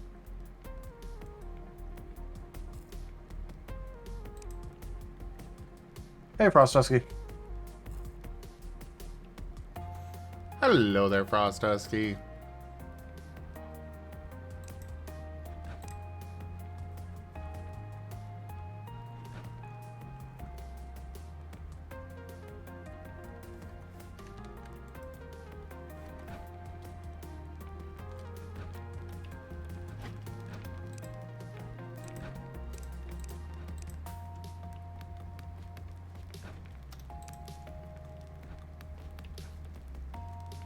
Alright, time to go shear some more sheep. Because I'm finally going to claim the Elder's home. Where even is that lunchbox, anyways? Stores food picked up, used to eat the food inside. Oh, okay, well that's actually useful. I thought it was literally just going to give me some random food. It's like, oh, well, congratulations on destroying the demon. Here, have yourself my lunch. Oh, yeah, that's a suitable reward for killing a demon.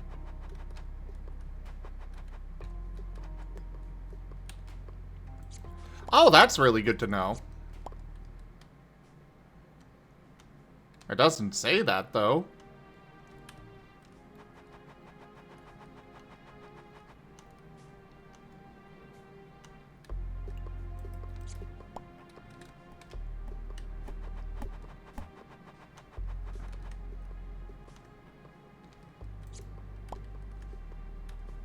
No, let's here. There, just have to change that and that.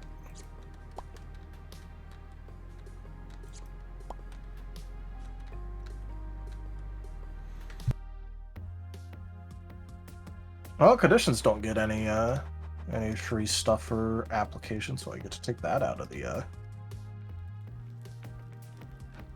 encoding. Nice. Oh, wow. Go for it. I would love you to grab some frost shards to help preserve our food. At least I assume that that's what this fuel is.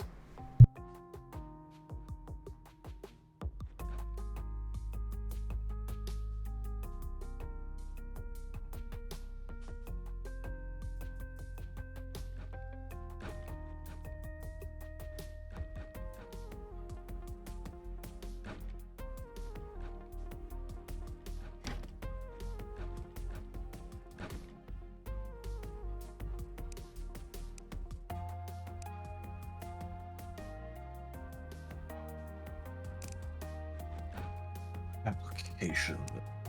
Oh.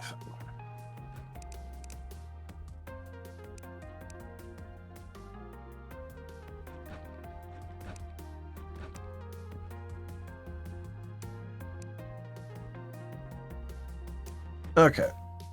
So deception is AQ 13.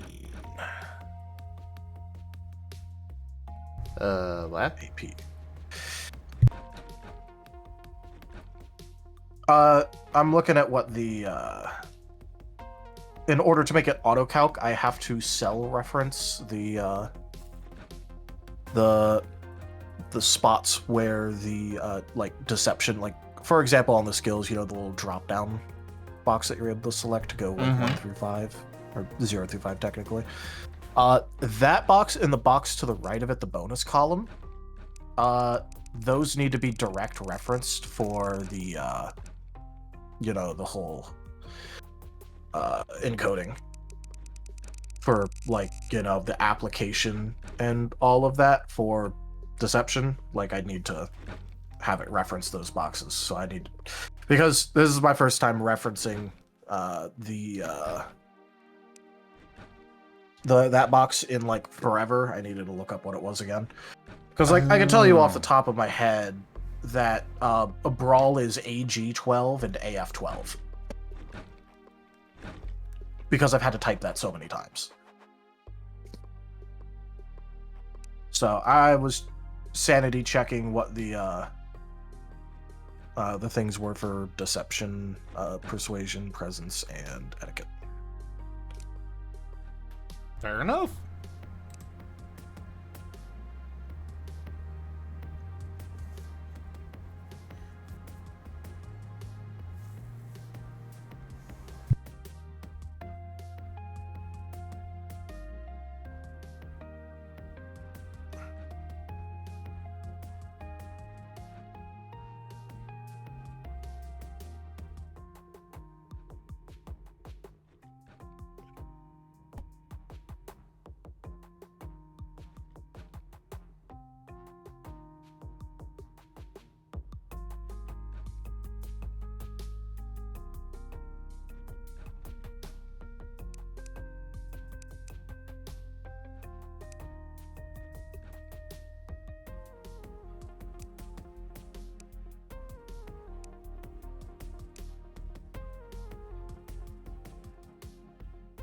There is one nice happy accident.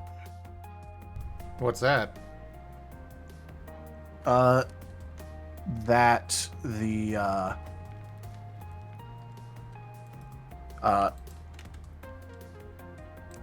now in alphabetical order, it goes brawl clash, which is move weapon of melee, and then it goes emit marksman, which is ranged move weapon.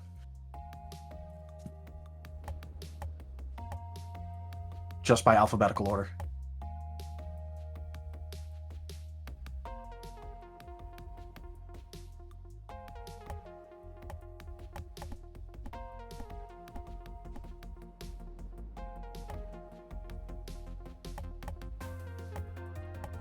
Okay, run that one by me again. Okay. Alphabetical order, it goes brawl, clash, emit, marksman now. Like, just alphabetical order. Mm-hmm. B, C, E, M.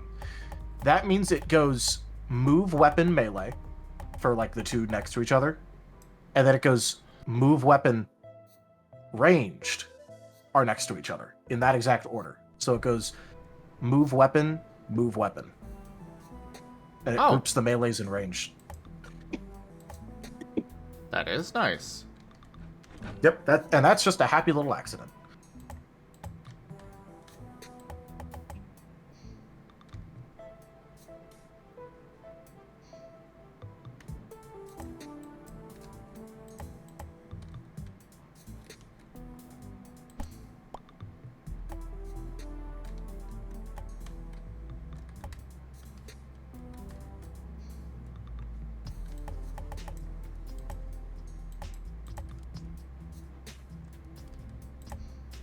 Just a happy little tree. Yep.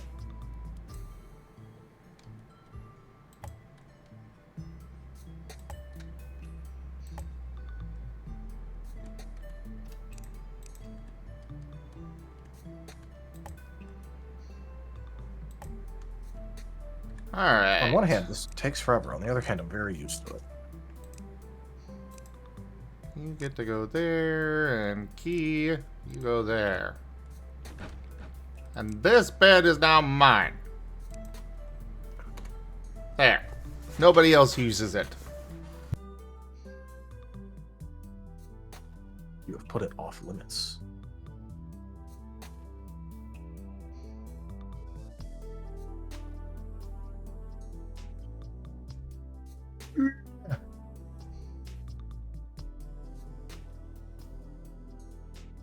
Big yawn.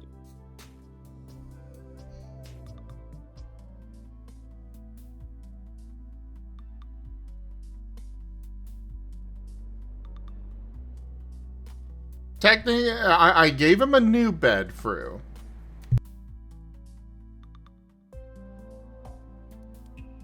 And he now technically has a bigger bedroom.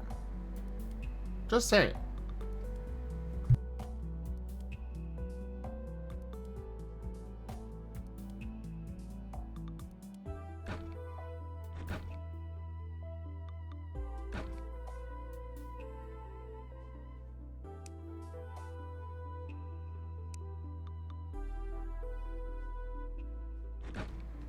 Yeah, well, let's take on the Evil's Protector again.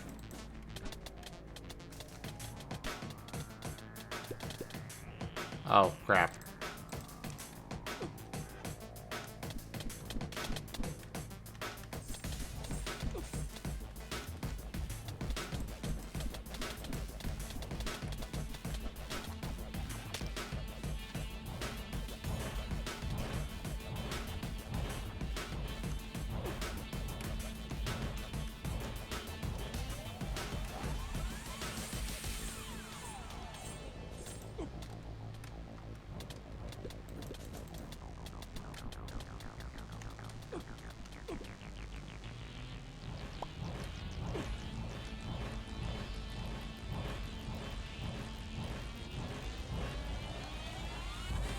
He's summoning hellish portals inside my house?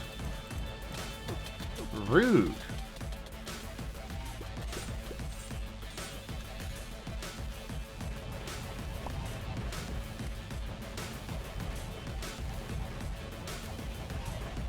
Key, you should probably just stay out here.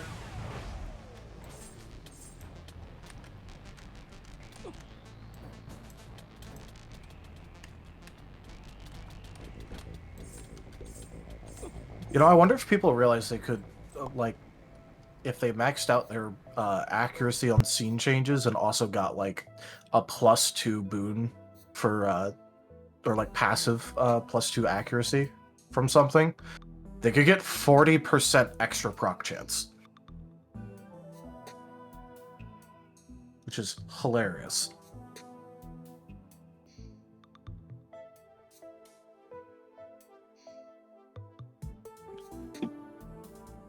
Run that by me again? So, you know how each additional accuracy gives +5% proc chance on, like, conditions and stat changes? Oh, yeah. He dothings is mlemming Yeah, everyone. if they maxed out their accuracy stat changes on the scene and also, like, just got a +2 accuracy change from, like, you know, a passive item or a boon item or something like that, they'd have +40% proc chance. Ah. Good to know. Yeah, no, like, because it's 5% per. And it's been that way, like, forever. People just have not used it.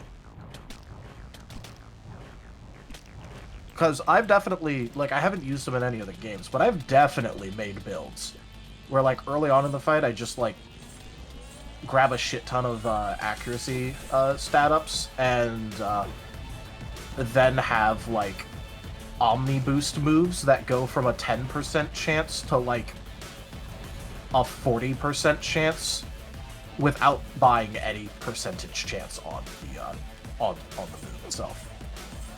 Is this something that you think we should change, or... No, because even... Look, if you're not investing in any percent chances for it, Like, it's good and all, but it's still like, congratulations, at best you have a 50-50, and you have a move where, like, 9 times out of 10, without setting up, it does literally nothing. Fair enough. And if you have everything go right, you're coin flipping for boosts. Instead of just getting a move that, like, grabs the boosts that you want in particular. The nice part about this is the percentage chance, if you just grab, like, a little bit of percentage chance for something to happen on a damaging move, because, you know, it's more expensive to fill that out entirely. Grabbing additional accuracy can actually make it guaranteed.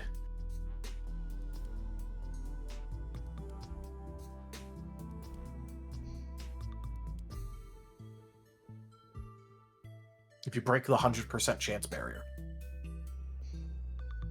That's the added benefit, and why we put that there in the first place. Yeah, that's fair. Have accuracy do literally anything for conditions. But it's just funny because I don't think I've seen anyone actually utilize that fact for anything. To be fair, I've not normally seen people will just many people utilize anything other than just, yes, here is damage. Would be nice to try and encourage more. Especially for the sake of, you know, getting more playtesting. Yeah. But the real use that this has is on things like when you just fill out a move, because around 15 to 20, like, tier 3, tier 4 characters, even tier 2 characters can run into this problem, where if they're not buying accuracy to fill out the moves, the power cap growth on moves grows by like 10 XP for a standard action per growth stage, like per attribute growth stage, tier growth, whatever you want to actually fucking call that, every 5 attributes. But the actual full experience goes up by plus 30. Which also means that, technically speaking, the full, like, amount of standard experience goes up by 45, because that also increases the amount of discount you could put on a move by 15.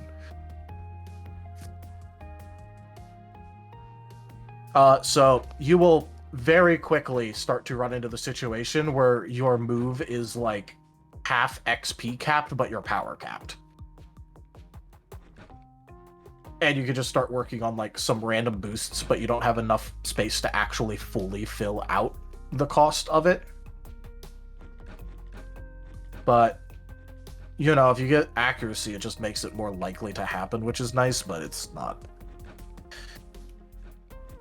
ever going to be quite as good as just having a dedicated plan and not risking your entire strategy on coin flip gambles. Because also, even if you do the coin flip gamble, and you hit every time, it's really funny because people can still mess up your day, with some very basic funny strategies. Like, one move combination that is really funny for looking at someone and go reset your stat changes immediately, all of them, is putting remove stat change, 1 or 2 ranks of it, depending on how much room you have, on a Fury move. Oh yeah, that would destroy it. Yeah. Congratulations, you have coin flip gambled your entire thing, and someone just didn't like stat changes, so now your entire, like, everything is gone. So, it's not imbalanced, it's just also, hey, people could use this in a very positive way for their characters without leading on it, and, like, it would help. But, you know, people don't use stat changes enough anyway. Stat changes... The way that I like to put it is that stat changes can literally give you over 50% of a max level character's, like, base integrity or evasion.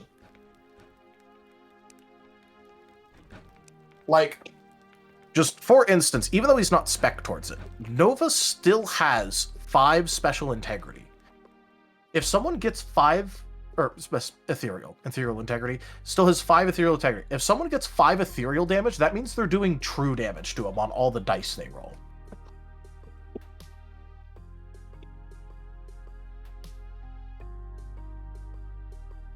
Wait, what? Like, stat... Okay. If you have, like, a stat change for damage equal to someone's integrity, that just means all of your dice deal true damage. Because you start with damage. Yeah. Or not even guaranteed damage, just, like, the passive or scene stat changes for damage. The way that those work is they count as successful damage results on a roll. Like before you even roll anything else, it just adds successes. So if someone has 6 integrity and you have 6 damage of that type, that means that their integrity is effectively 0 and you don't have a stat change. Because they wash entirely.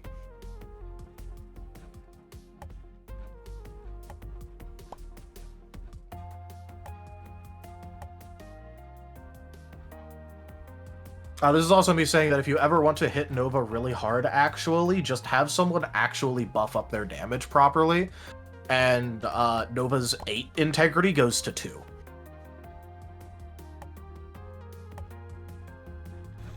I do have plans for Nova. Good. But, yeah, no, basically all that I'm really trying to say here is just stat change is good.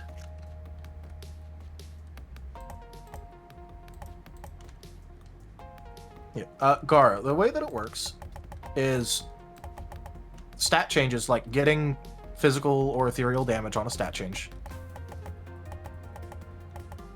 This means debuff or buff magic, effectively. Magic moves, there's going to be other things, because they're also going to exist on accessories. Where if you're at a +6, which is the maximum, and your opponent's at a -6, that is a 12 damage swing.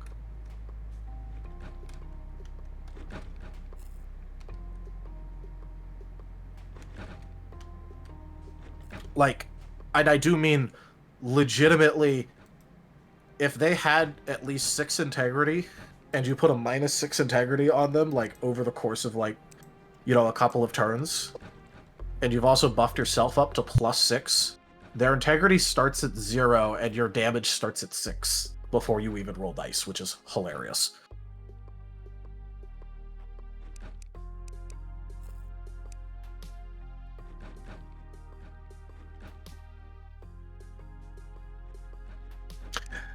The other funny part is that 2 people that are at +6 damage and integrity fighting each other is very funny, because it's like they don't have any stat changes.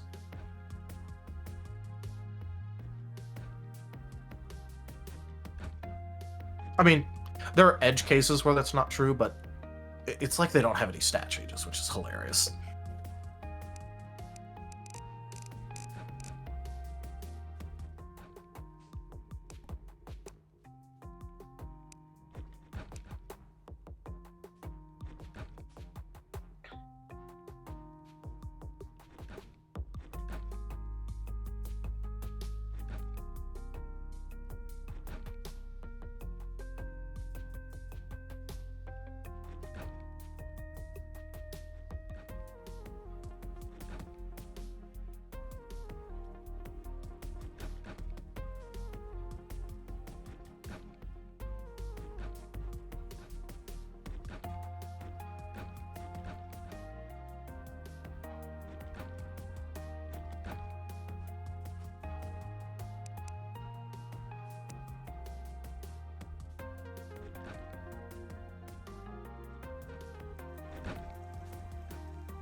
I go over here and I put deception in 5. Okay. Hey, it works. cool. I think that means the ability slots tab is actually done. That is the correctest strategy, Garo. Many enemies buff yourself and your allies. Single target, debuff them. That be the strategy.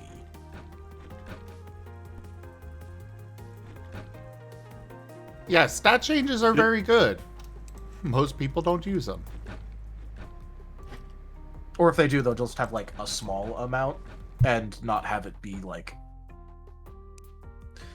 having well-rounded stat changes. You didn't even know that you should really read the book, Garo. There's literally, like, even in, like, trait sections, they exist, but... Because, like, you know, you can get passive item, like, they're called boon items. Where, like, you could even just get items that, like, buff skills or stats. Or debuff. You can get items that debuff you. You should go pick up all those things in those temples without inspecting them. They won't do anything. I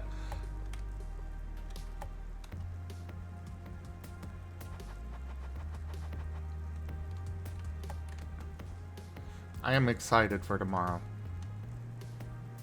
For both Wild Traditions, even though I'm only a mid-storyteller,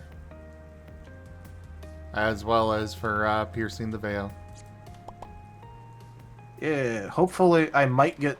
I hope not, but I might get drug off to a wedding. No! I really hope I don't, though. No! No, no, no, no. No.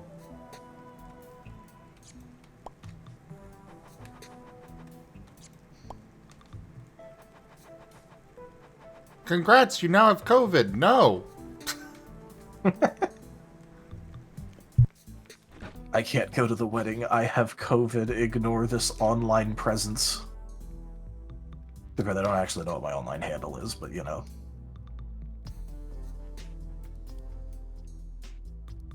Gib Gab did, Ido. Gib Gab did.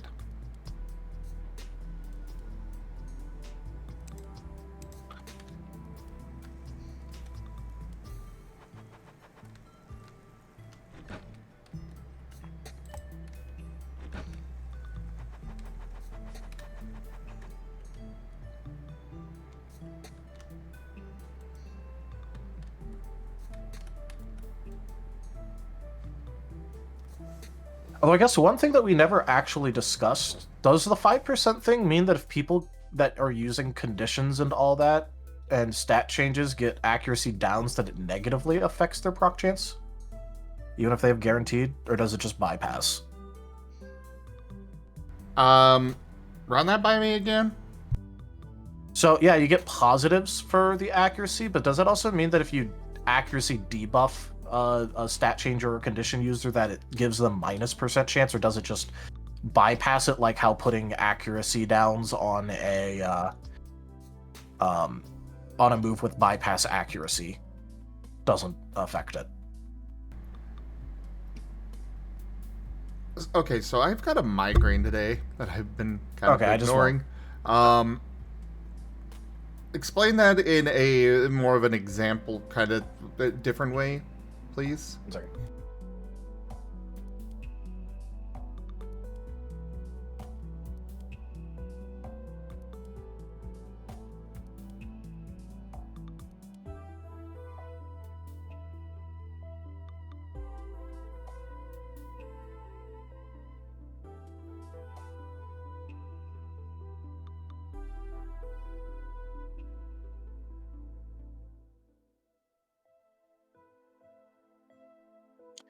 Sorry about that.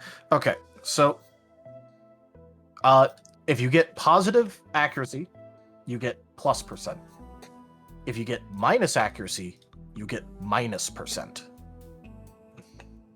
So you get that, right? Yes. So does that mean on conditions, even if they have guarantee, like the guaranteed thing, and that effectively kind of works like the bypass accuracy where they don't even roll. Does that turn like a guaranteed into, for example, a minus 10% if to a 90% if they have -2 accuracy, which would give, you know? I think Would that turn it into a 90% or would it skip? I think for now, like if it were to come up, I'd probably just say skip. Like That's it what I has no figured. impact, but add that to the discussion list for, and we can go over that. Yeah. Discussion or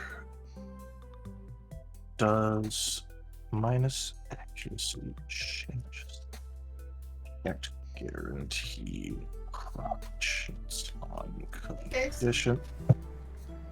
You are correct there, Guru, but we kind of have some specific ways of how things work. Chance of conditions. All right, it's in the discussion Thank you. thing now.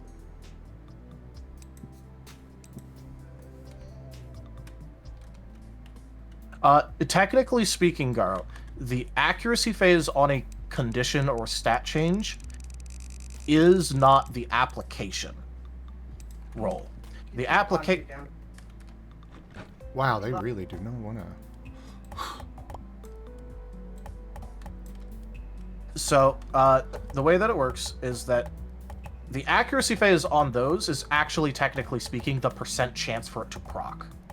And that's what the guaranteed does, where if it has the percent chance, like, let's say you have a 50% chance of it happening, that is the accuracy phase, technically. The application is the power phase of conditions and stat changers.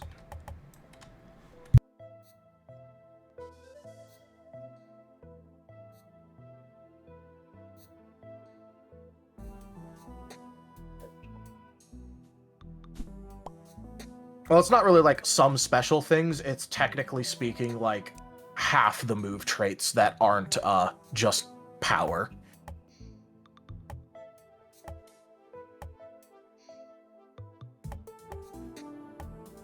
Well, yes, but you've also gone through one tutorial fight against 2 people that each were like, you know, jobber stormtroopers. Which, to be fair, they nearly wiped us. Well, wiped them out. Fervis Yeah. wasn't there, but, you know.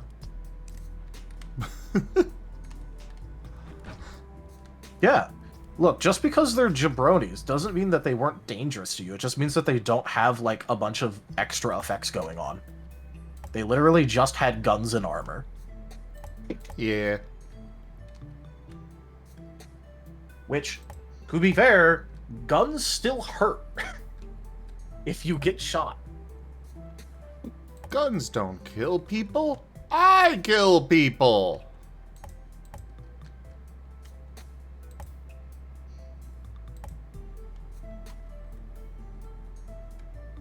It's almost like being out in the open is kind of a...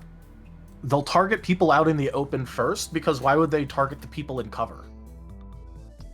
If there's someone, like, on a cliff face, where I was being nice by letting them keep their full evasion score.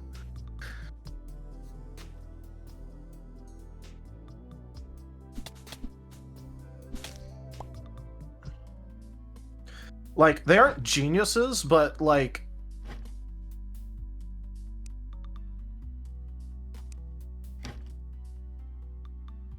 they'll shoot the person in the... like, they have some amount of common sense. They don't have a lot of it, but they have enough of, oh, I'm in a fight. I'm gonna shoot the person that's easiest to hit.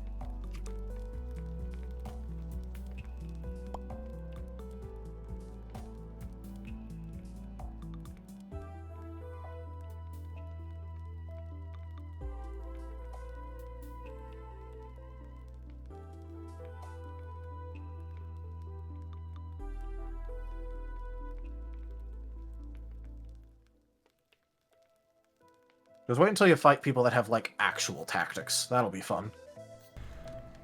Yeah. Fun. Yeah.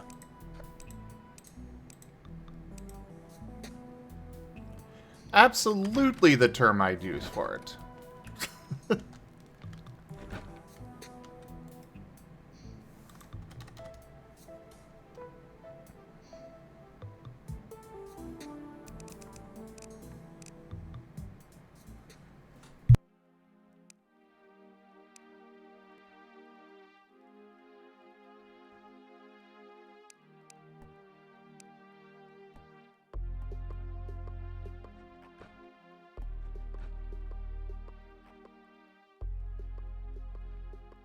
I mean, you know, look, you guys are basically like currently soft having to oppose the ISB. You're not like hard opposing them yet, mostly because you also aren't like actually fighting them technically yet. You're just trying to avoid them and like outpace them.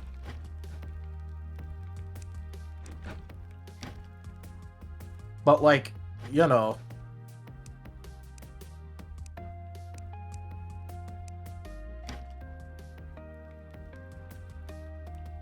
this does not mean that your strategy still isn't try and outpace them, because, for example, you didn't go and try and blow up Daku Nor's ship.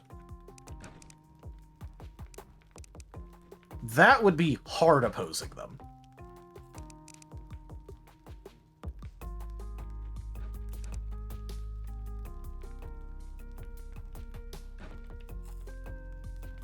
I'm not saying they're not a threat. I'm just saying, like, you know, your current stance.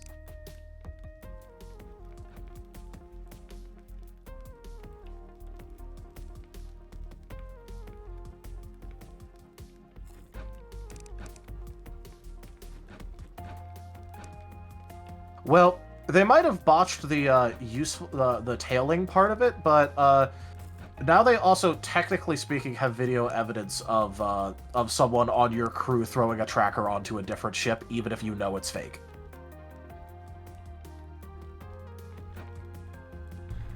Yeah, totally won't bite us in the butt.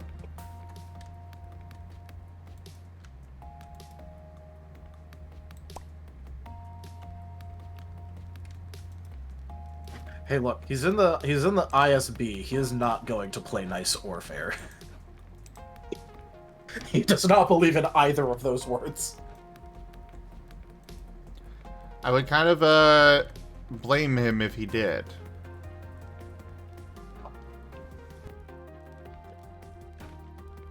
Hit him with the, now that's just fucking stupid. Yeah. Where might queen be? There it is.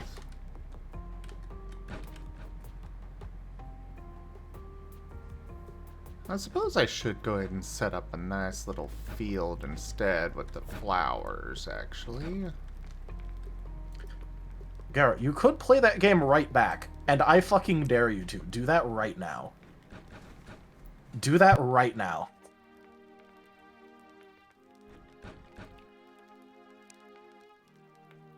I highly recommend that you play that game with the ISB.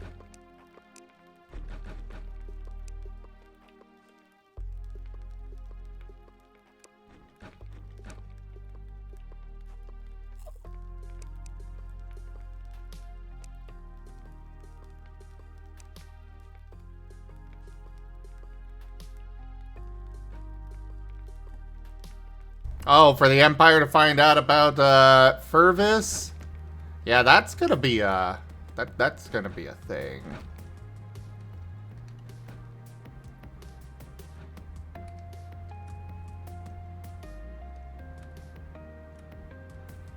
Yep. And besides, just because the ISB officer is competent does not mean the jabronis he has control of are competent. They're still stormtroopers. You can give them the correct orders all you want, they are still going to stormtrooper.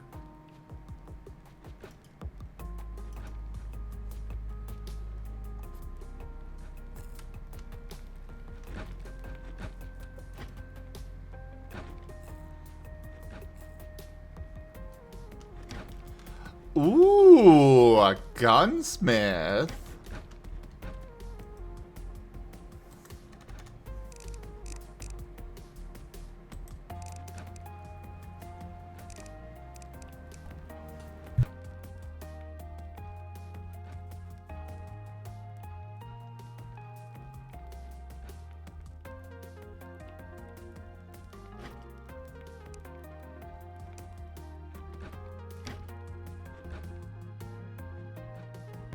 Ah, I see. They've been wasting all of my froststone. That is not good.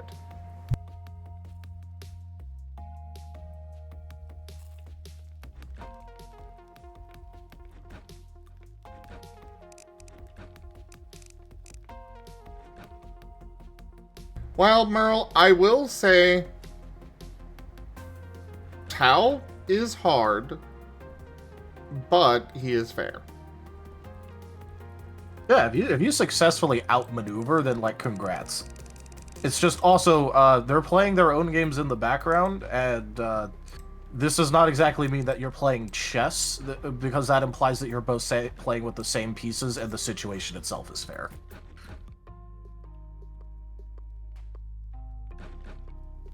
Because, like, you know, technically speaking, it's the ISB. You can have them dead to rights on something, and they'll just go, okay, anyway, who are you going to get that's going to care and prosecute us about it?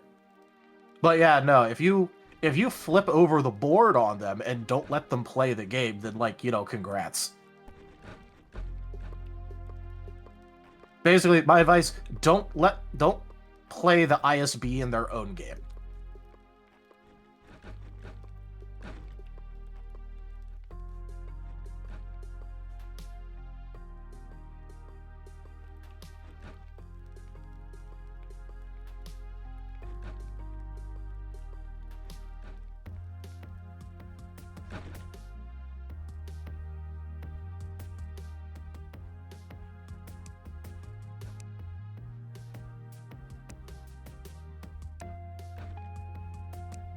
I want this gunsmith, but I do not have gold. I think I need to go into the dungeon. The dungeon. And hope that he is still here when I'm done.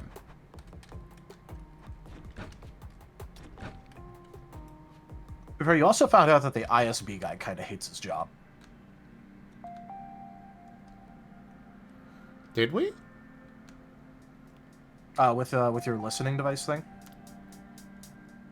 Oh, right, the other one. I thought you were talking about the main one.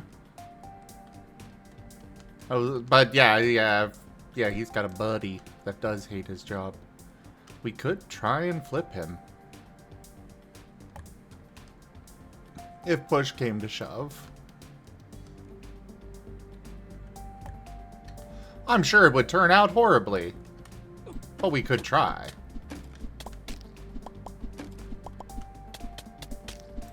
So, fun fact, you know how there's an item called the cerebral stabilizer that, like, basically undoes death and, like, imminent death? Yes. If they can save the brain, they can also destroy the brain. I see. There's literally items called stuff like cortex bombs, and like, you know, the ISB will just casually put bombs in people's head that will, like, turn their cerebral cortex to mush if it gets activated. So this is your way of saying that he's got one inside him. Yeah, but to be fair, almost every ISB agent does.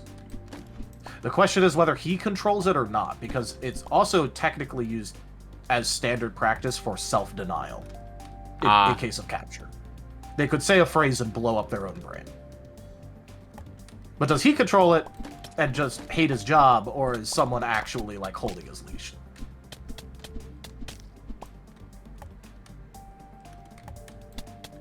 And how do you know that they're telling the truth if they claim that someone else has control of it? and you don't actually know one way or another if they're lying to you or not.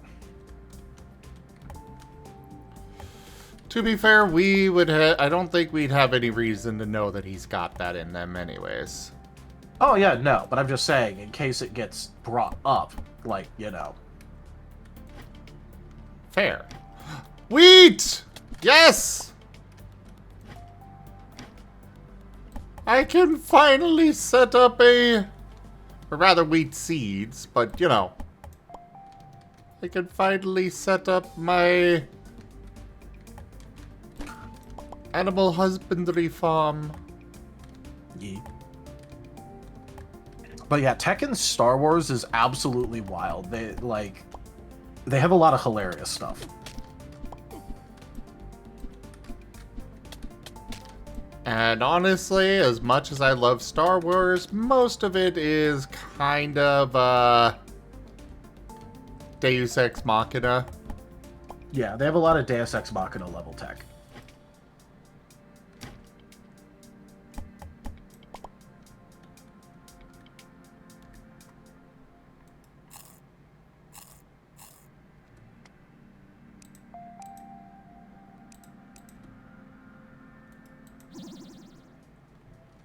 Alright, I think I might have enough money for the gunsmith now. I do!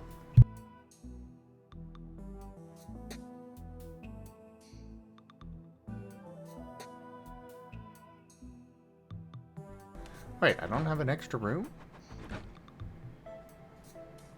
Oh, right, I got another farmer. Well, fair enough, my dude. I will get you a room.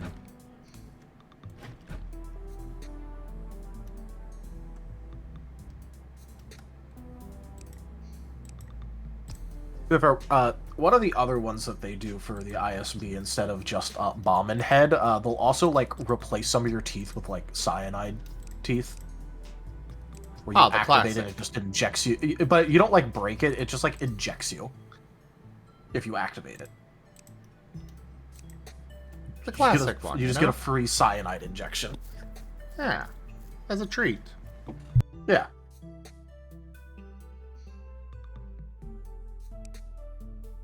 Do you think that they can't remote activate that one too, Garo?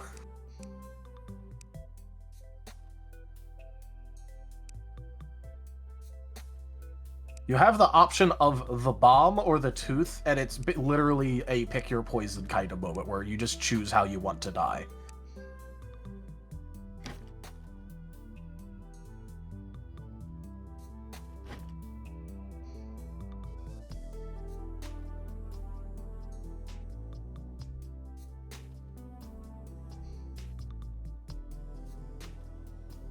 Especially not a bomb that's literally, like, integrated into your brain. That's pretty hard to defend against.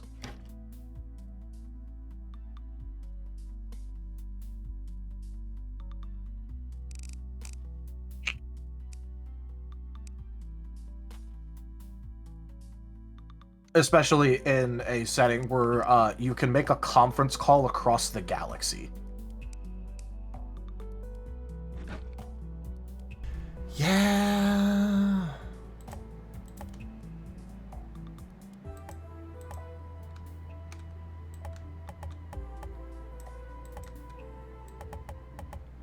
Also, Guru, just for the record, this is kind of just this is not meant to shut down all of your plans. Just a pointing out of, hey, maybe consider something else. Also, it's not about, like, the whole plans thing. I'm just more like, hey, yeah, by the way, these are things that exist, and you should consider that. Yeah. Because, for all you know, because, like, internal affairs is a pretty powerful division of the ISB, so, like, it is also a possibility that they don't actually even have one of these. It's just also, like, you know, hey, this is something that, like, you know, lore-wise, a lot of ISB people have, like, as a standard.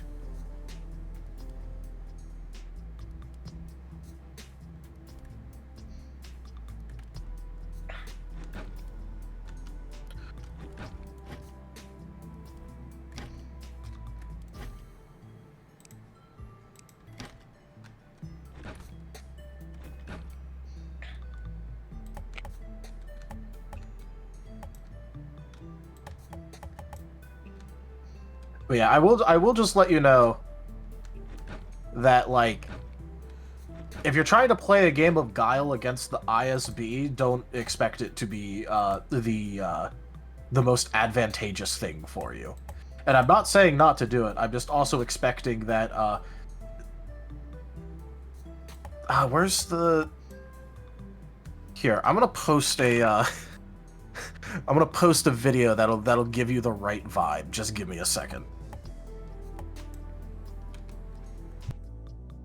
In media share.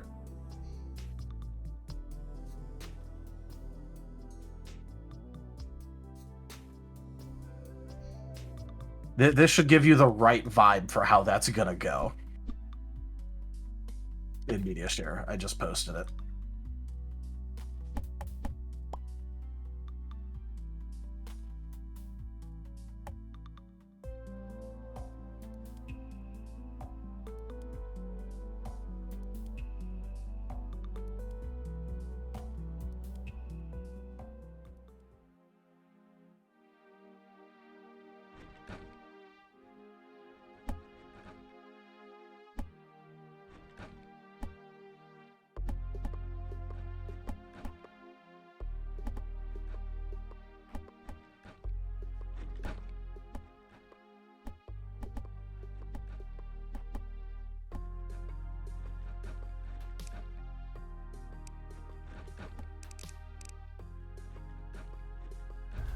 By the way, everybody, I do have some people to name, if anybody would like. We've got a farmer, a gunsmith, an alchemist, an angler, and 2 regular villagers. Just let me know if you would like me to name one of them after you.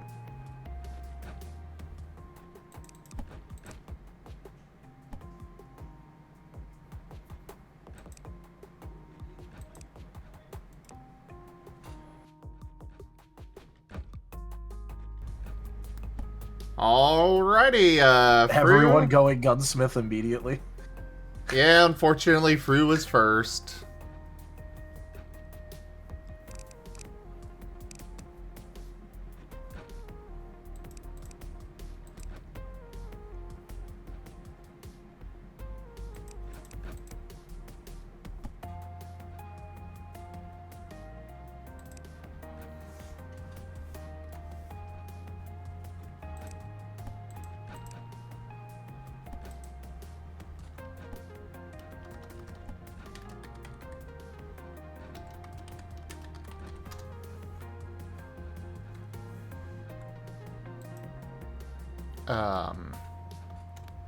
There we go.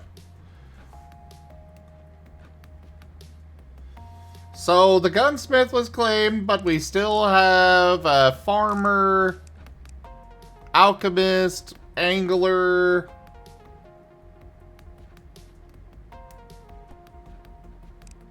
and 2 villagers.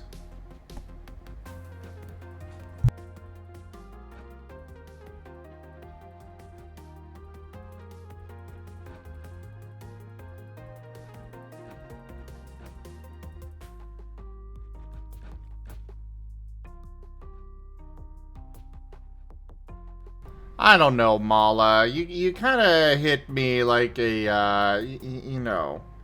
You strike me as a basic bitch, villager. Lamau.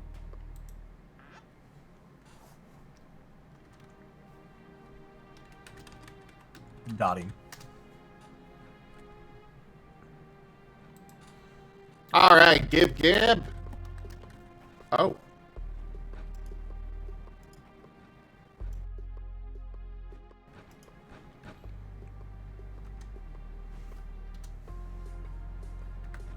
I will absolutely add that as a quote.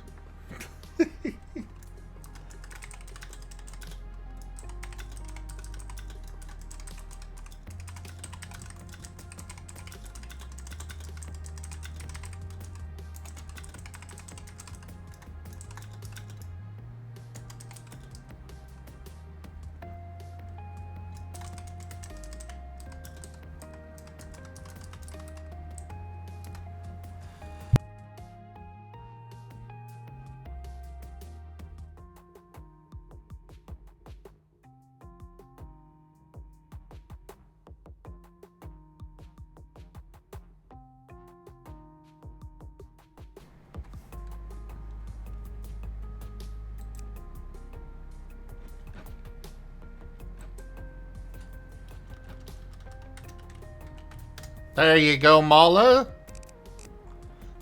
So, anybody want to be the farmer and the other villager?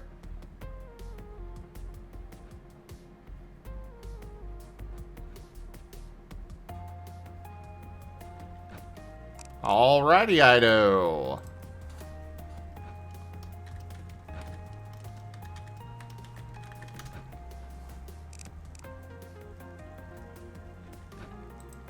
I mean, you don't have to, Guru. I'm just making the offer available.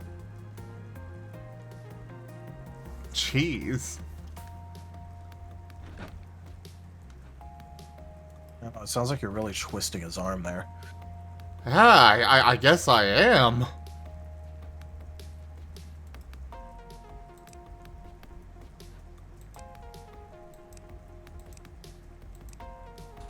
I need more gold.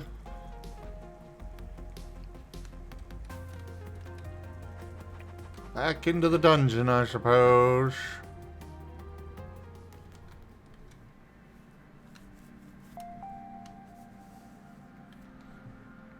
Oh, you can always wait until something else comes along, Guru.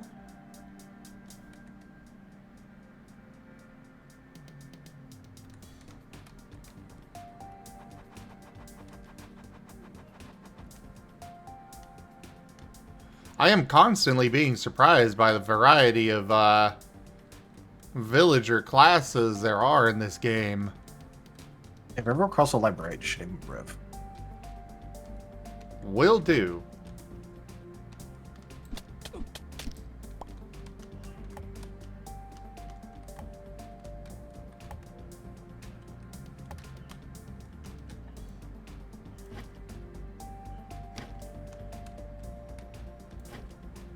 Oh, tomatoes.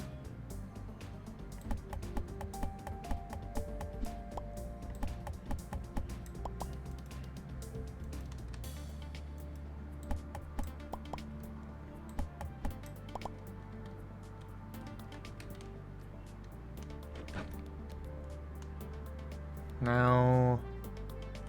Okay, it's up that way.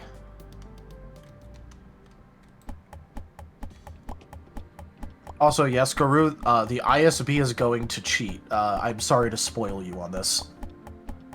Yeah. Tau will not cheat, but the ISB will. They won't play by the same rules as what we do.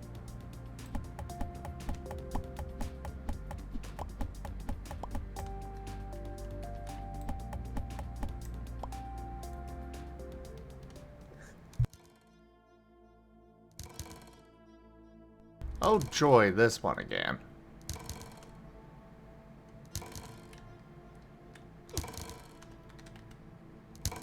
Oh, I think traps do percent health.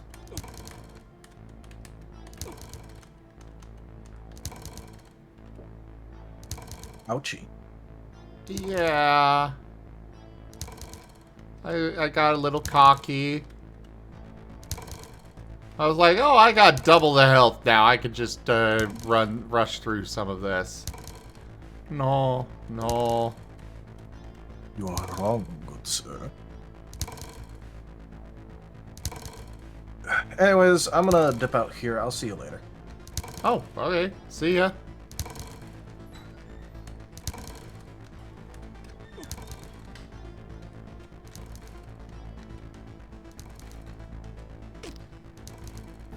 Really?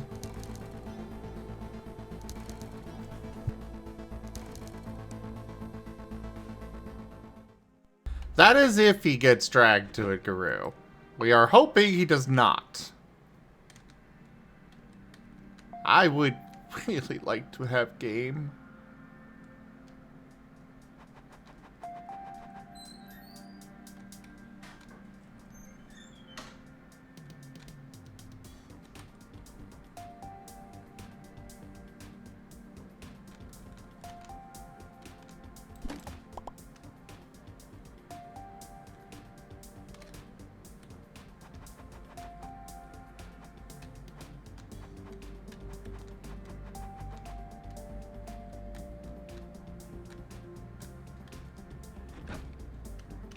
I also was rushing through that because I needed to get the gold quickly for the one NPC.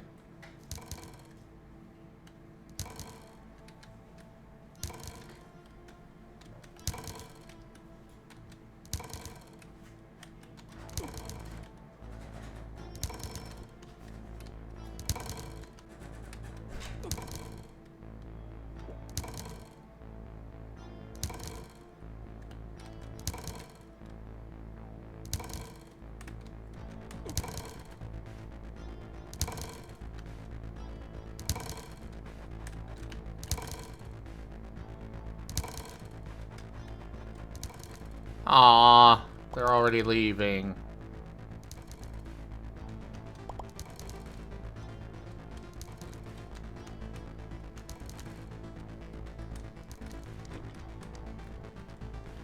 Well, I didn't manage to get the gold in time. Oh well.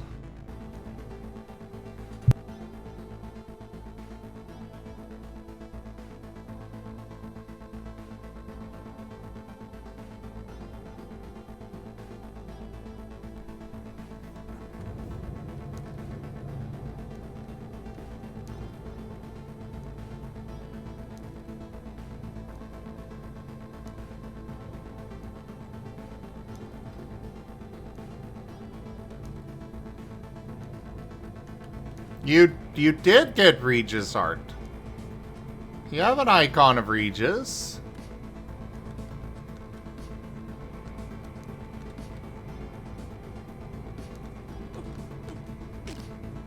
Oh God, one of those.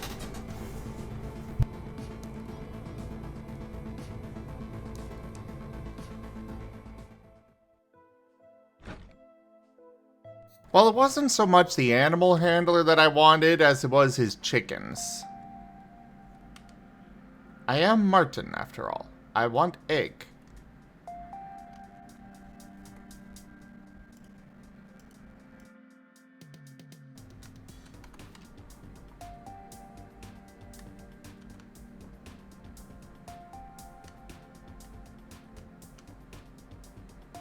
I would like an egg in these trying times.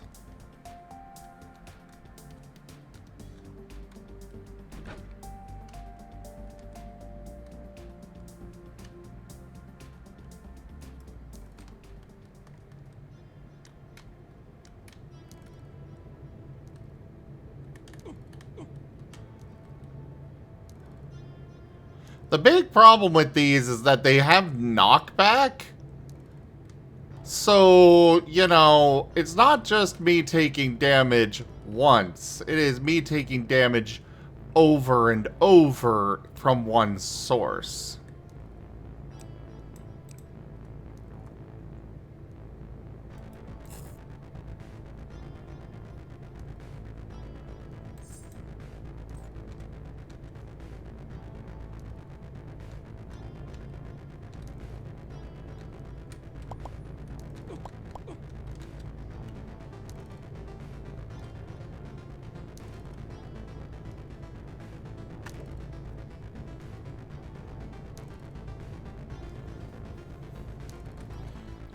Oh!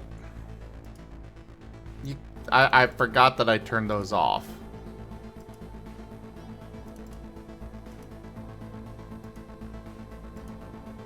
There you go. No, I don't have a hydrate redeem because I actually hydrate really well. I know a lot of streamers have it, but that's because they forget to. I don't have that problem. I go through so much, I drink so much water and such during streams, it's ridiculous.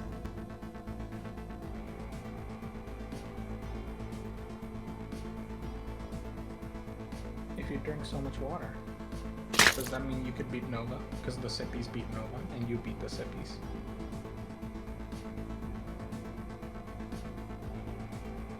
I mean, I am the storyteller of the campaign, so yes, I can beat Nova if I wanted to.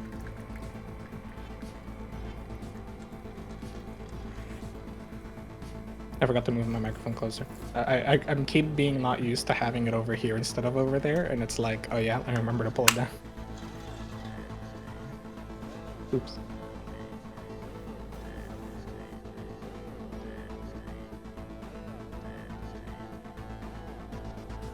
Look, to be fair though, I mean, you do have the really important counterweight to storyteller power, which is chat power, and chat really likes Nova.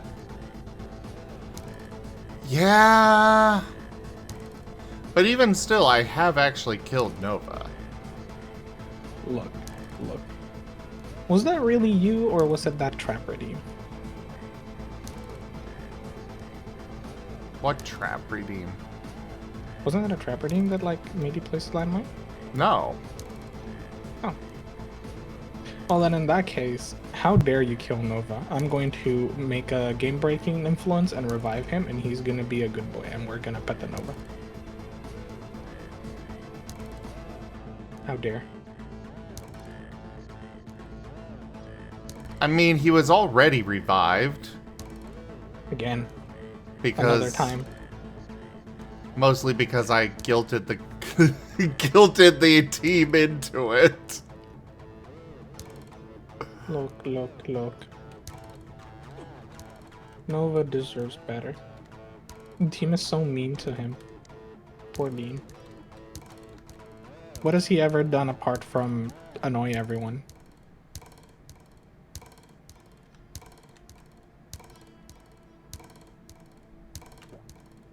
So, Gar, you thought Nova beat the landmine? Nova did beat the landmine if you subtract the B.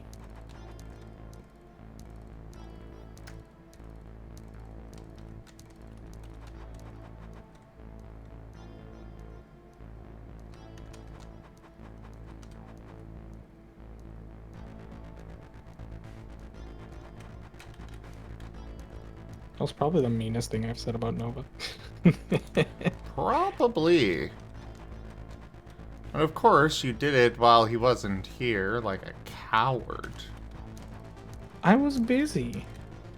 I was getting home. And I'm like doing the econ class and being the only person who answers because I'm the only idiot who's like paying attention.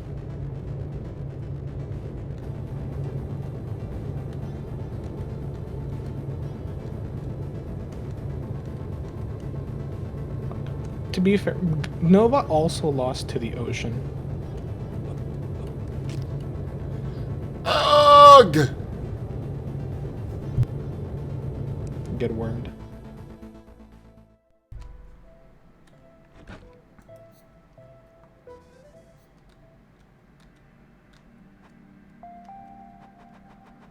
But yeah, what you gonna do today? What's the plan? What do you mean? Tabletop today? Later? No.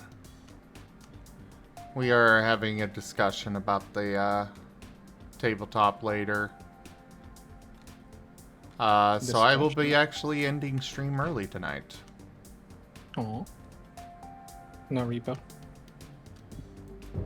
Probably not.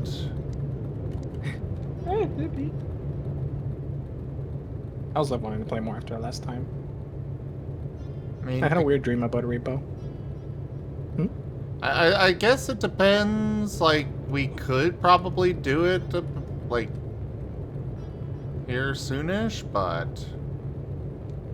I mean, I'm either going to do that or I'm going to Timberborn. And if I'm start Timberborning, I'm going to Timberborn until the end of the night. Or alternatively, I'll play something else because I have no idea what else to play. But that kind of depends on what I'm going to play.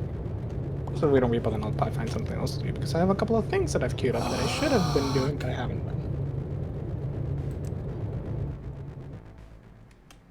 I hate it when I get bounced back and forth in these frickin' things.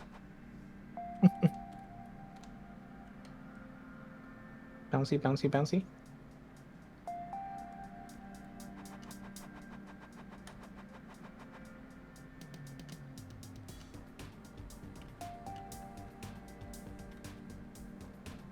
Oh, I haven't done Dare Billions in a hot minute.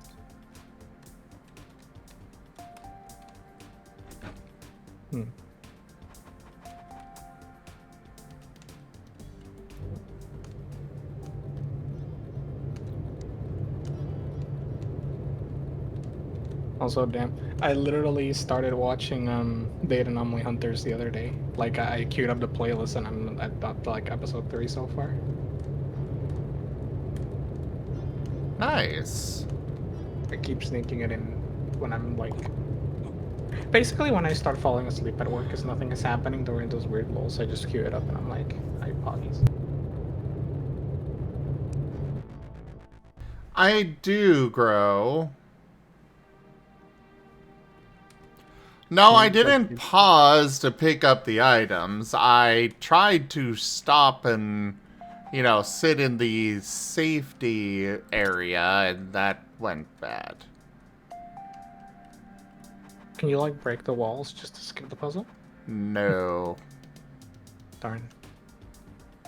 Or at least I couldn't with my old tools. Maybe... I doubt it, but maybe I can with my, golden ones. Do it. Try it.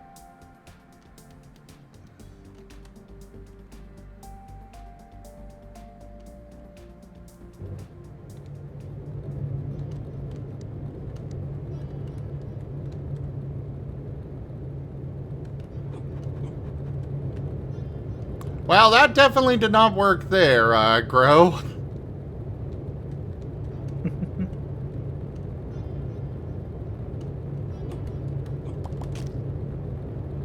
Yeah, that's...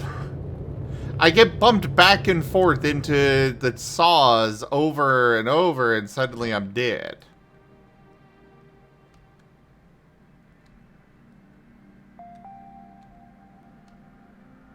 Maybe a thing to like try later if you can get like a speed potion. You do have an alchemist.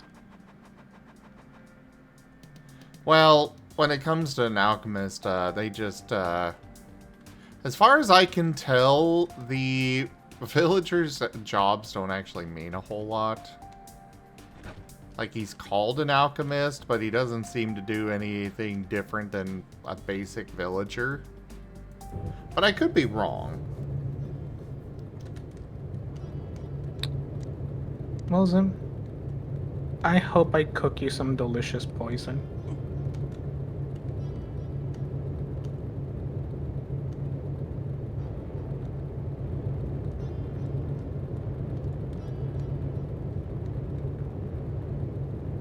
Also, hi, Azure. Hey there, Azure.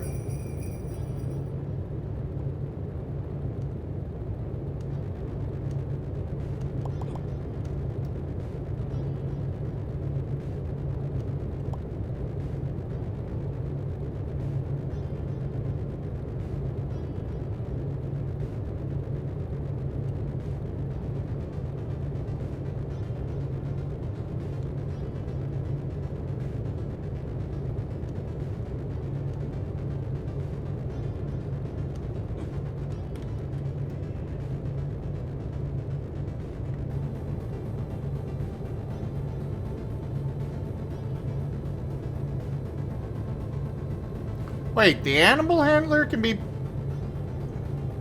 Oh, well, yeah, there are a few jobs that are very specific. But most of them don't. Yay, I finally made it! You know it's intense when you can hear the silence. Yeah. Well, I was struggling with that one. Zim, I'd like to report a case of violence. Oh? Ido used bite. Ah, you deserve it. For effective. Oh dear.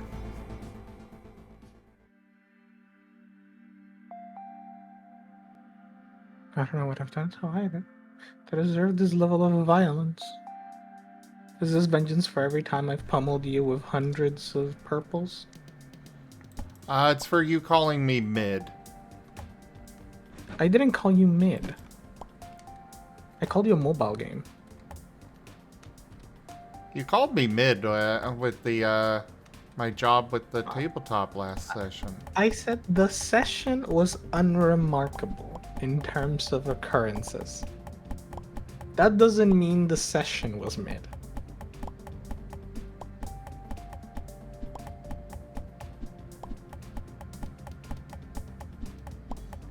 I didn't call him an unremarkable storyteller either. I said the session was. It's okay. It's okay, everybody.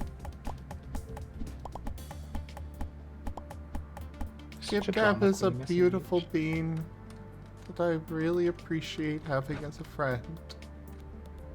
I will start to double down.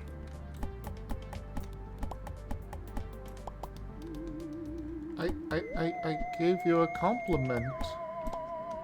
I will double down. And you know I will. What do you I want will from dig me? my grave deep. I'm gonna dig my grave so deep I might as well be mining for diamonds. But I will dig. What do you want from me? Look, Garu. Oh my. I don't say that. What I said was that, like, the previous session of All Traditions was like canned tuna fish. It ain't a gourmet meal, but I love canned tuna fish. Okay? There are some sessions that will naturally be like ups and downs. Some of them will be a bit okay. Some of them will be okay. Some of them will be like, that's fine. Two of the players are missing. No, because it's not Zim's doing. It's the whole party and the context of everything. It's all of it coming together to make the thing, right?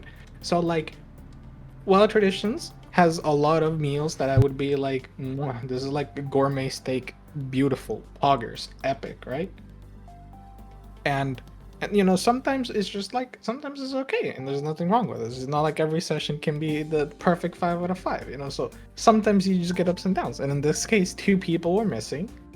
You couldn't like do a lot, and also you had to like go for like a kind of chill cliffhanger, and I understand, which is why that's why I said what I said. It's understandable. The ingredients are in place, you know. Normally, if they're cooking in a 5-star kitchen, this time they're cooking in a 3-star kitchen because they're missing 2 important party members, and it makes sense. You just have to, like, you know, dial it back a bit last session. That's perfectly fine. I was still cackling. You weren't cackling at the end of the session.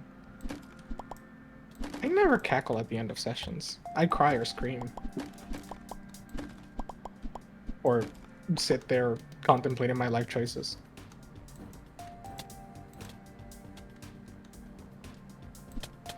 Okay, but Garu. That's kind of like saying that all of the work here is on Zim. When a lot of it is definitely not just on Zim. There's the party as a whole and the situation. It would be like saying if normally you need 6 chefs to run this restaurant, with only 4 on hand, they gotta dial it back down a bit. You know, they're gonna be a bit slower, or things are gonna have to like cut a bit of corner. And that makes sense because you got your 2 chefs down, and you can't really like compensate for it. You're just 2 chefs down. Ow. What?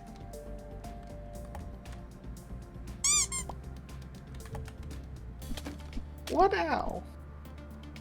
I had an anvil dropped on my head. What's wrong with that? It hurt. You know what? Good. Maybe it'll jostle that brain.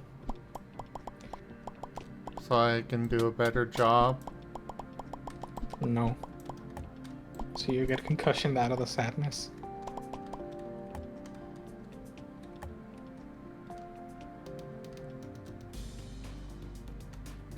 Come on. And look, Gar, I'm not saying Zim needs 5 more storytellers. The entire party collectively is telling the story, right?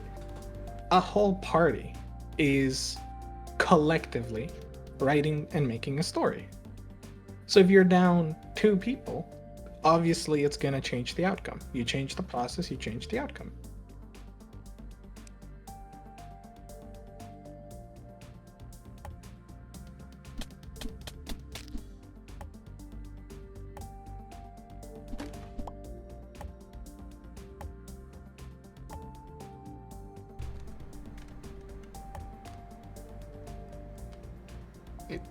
It's fine.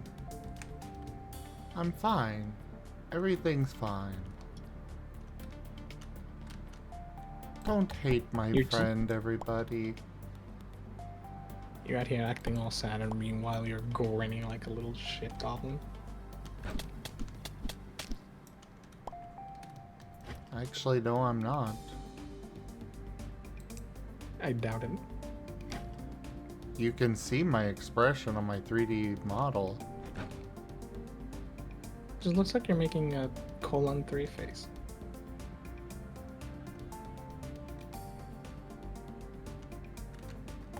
Oh my god. You're like a big Nova.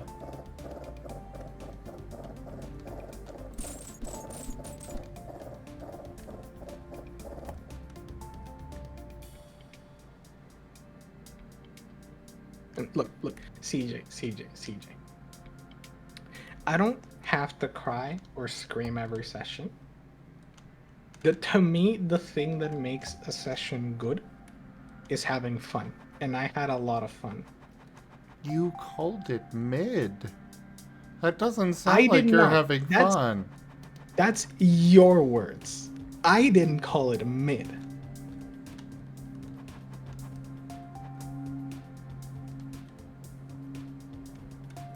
I had fun watching. I was enjoying. I continue to live for Narashi and Osman tail paw holding. I continue to suffer for poor Norton. I enjoy Narashi's mental hatred of the Raichu, and Nova tilting the poor Raichu, and the shit goblin Raichu losing my sympathy as he continues to be a little shitter, and now I want him stabbed. And Osman somehow not getting arrested, and Nova somehow not getting electrocuted and arrested. Miraculously. The ending was spicy. The ending in particular you called meh. The cliffhanger. The cliffhanger specifically. That was the ending. Okay, but because it's not so much the necessarily like just the ending occurrences, it's partly like the delivery, right? Because I'm sitting here being like, what broke through? Because I still don't know what did. It could be like a volcanic rock that like bursts through the window or the ceiling. It could be the fucking bird breaking through the back door. It could be rain popping into existence somehow. I don't know what happened. And it leaves me with as much curiosity as it does like, I don't know how to feel about this. So what do I think of this? It's just, it was literally like, you see the volcano rumble, and then something happens, and I'm sitting here like, okay, but what happened?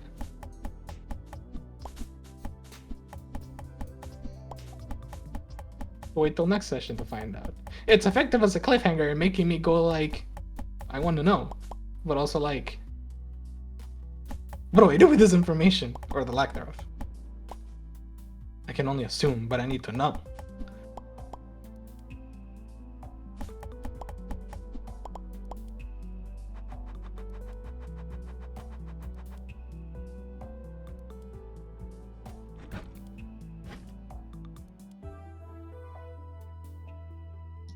You understand?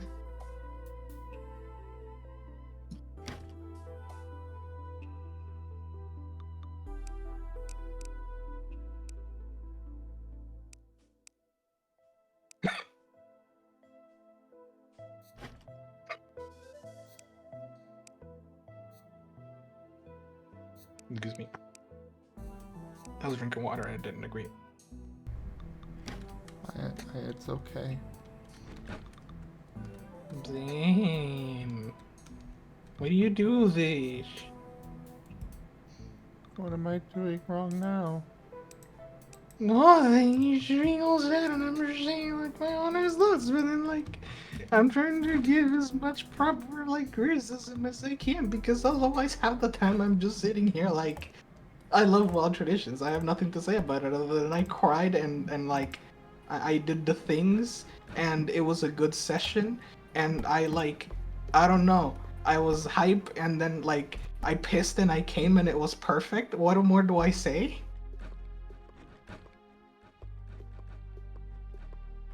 Like I am gonna like be frank with my thoughts because I feel like if I'm not frank with the thoughts that I have on wild traditions, otherwise it just comes off as insincere when I say like I love it all. Because for the most part I tend to focus on the parts that I like more because I like liking the thing that I like more than I like hating it. I like liking wild traditions. I'm very happy to. I am happy that I can like it and that I enjoy it and that I have fun and that it's the highlight of my Friday and a big chunk of my week and that I can be like, yes, yes, yes, more. But then like, if there's just a session that I think is like, okay, then I'll just say this is okay and there's nothing to adjust to it. It's like, okay, I enjoyed the session. I thought the ending was like, okay, not a lot happened, so I'm not gonna be like, but then, you know, that's just what doesn't happen with some sessions. I think you're hyperfixating on the one session when I've explicitly been like, I've cried in other sessions.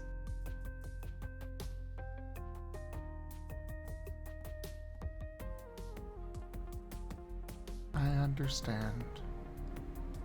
What more do you want from me? I just want to make you happy. You do, otherwise I wouldn't be here. I want to put on a show that you and everyone else enjoys.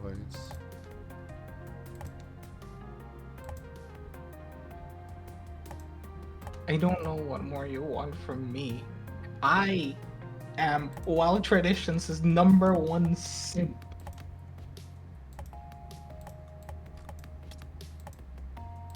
I've told everyone and their mother that asks me if they should watch it to watch it.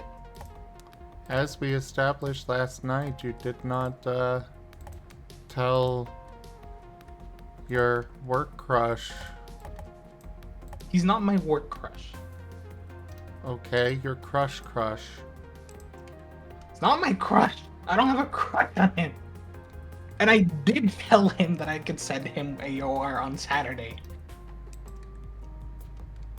Yeah, AOR, not Wild Traditions. Oh look, it's like the gateway, you know, you start with AOR and then he gets hooked on the thing and then he watches Wild Traditions, you know? You gotta start little by little. We gotta go mobile game tactics, okay?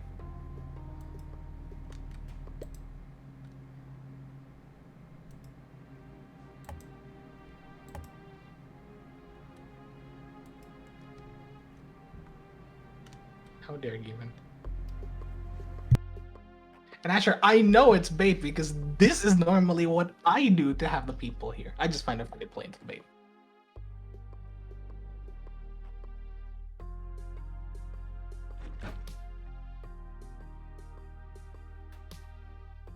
I'm just being a drama queen.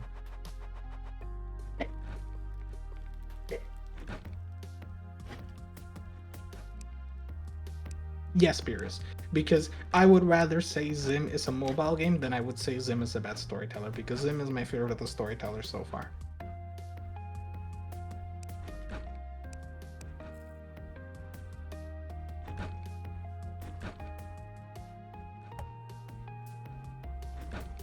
Well, by your own standards, apparently that is a very low bar to surpass.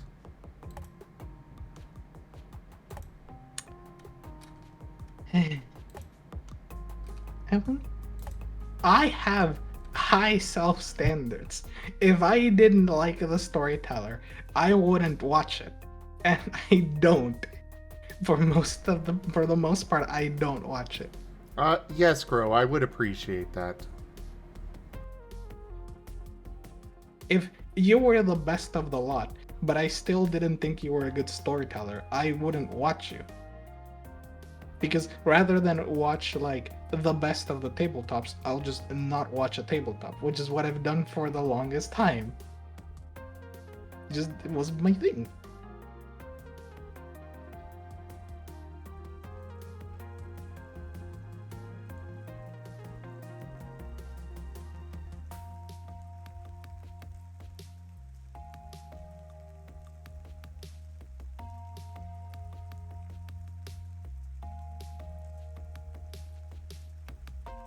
Also, Demon, he is not a drama queen. The elevator's evil.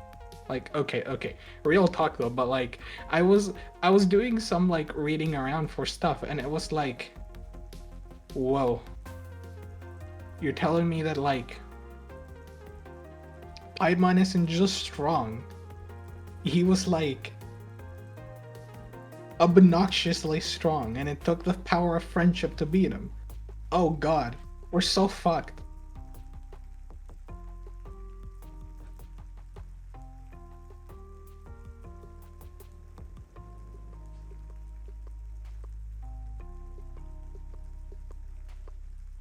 I mean, it might not be the same Piedmon. That one may have just been an exceptionally strong Piedmon, but also like, oh god, oh fuck, oh god, oh fuck, oh god, oh fuck. You're telling me he repeatedly beat multiple Megas like one-on-one? Oh god, oh fuck, oh god, oh fuck, oh god, oh fuck. Technically, he beat a group of megas by himself. Yes.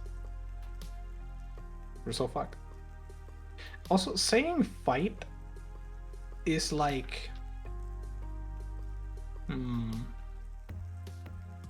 Are you typing a message, Grow, or... I'm just kind of waiting here for that explanation. It's fine if you're typing, just, Yep. Oh, yeah, you were.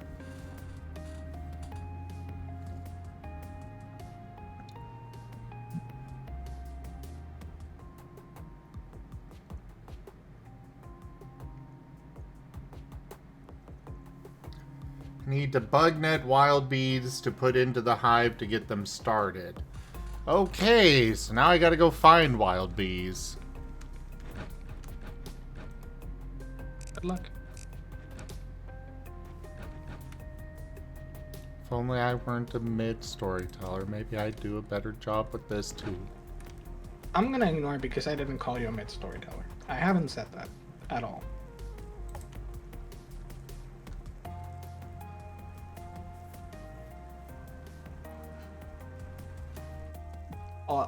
All I describe it as is, right?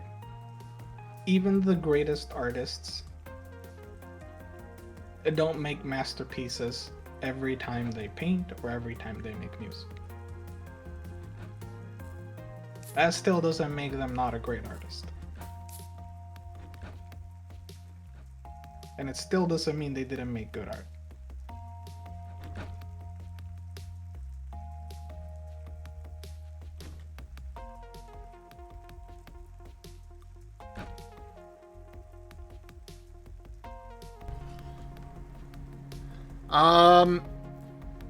So now that I've actually got some tame animals, how do I just, release them in here and they'll stay here, or...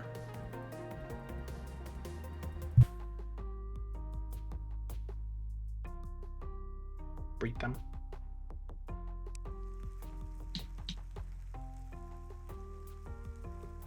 So just remove rope and it'll be good?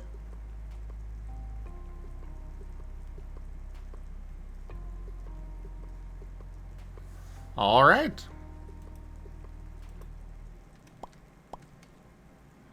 And they're already making love. Fair enough. Yeah. Ninjas?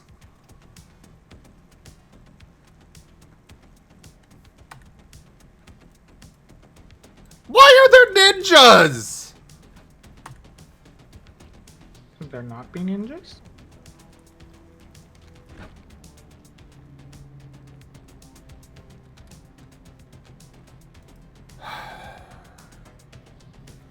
Yes, Ido. Apparently there are ninjas that are coming to attack my settlement.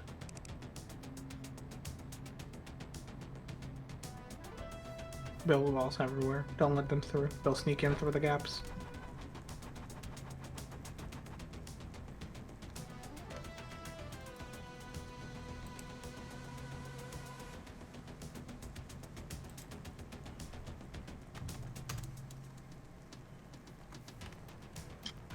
I wonder what they do. Maybe they'll be stealthy. Like StarCraft 2 stealth units.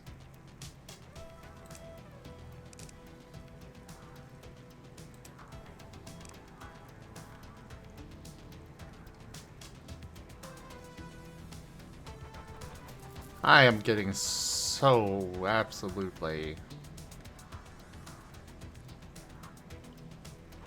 Did it have a setting for like quote-unquote luck? Like RimWorld style, like random or escalating your stuff? Not that I saw.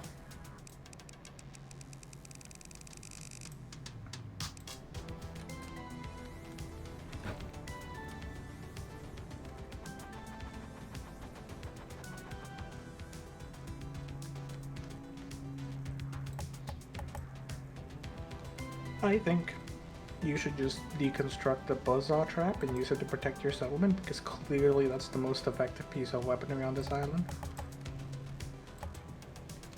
I wish I could.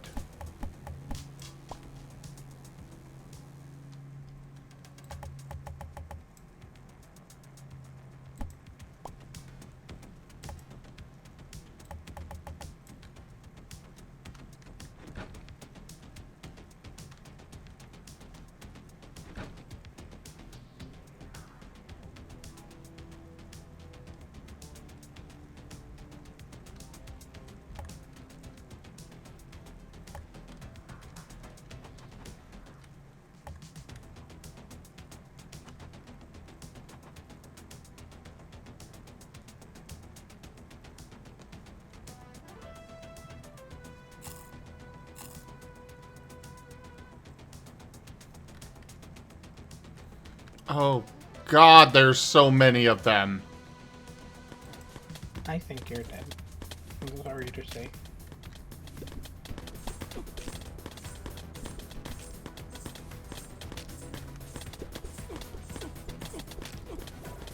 Something on my motion video.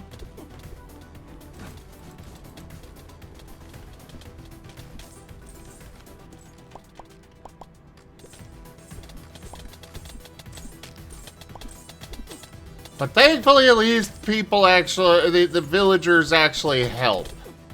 Even if they are kind of not doing a great job.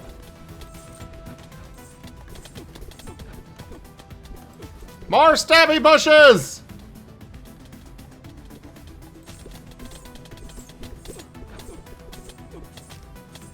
Look on the plus side. At least they're not invisible.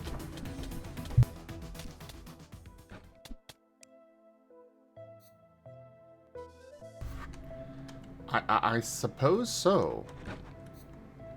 Yeah, like imagine if they were like a StarCraft 2 stealth unit, like a Dark Templar. And they're just invisible.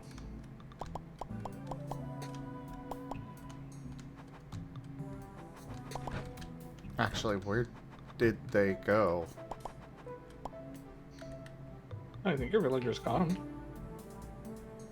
Okay, most of them are running away. Cool.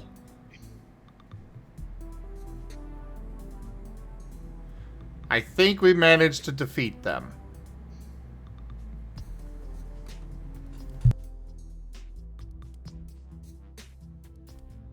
I surpassed my record. I made over 2,000 units of Zagara instead of Night Mission. Poggers.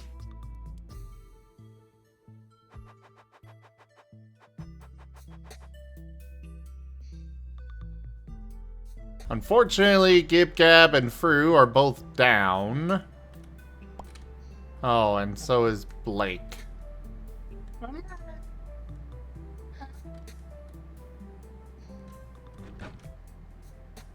Why have you let me down? It's just wild traditions all over again. I'm dead.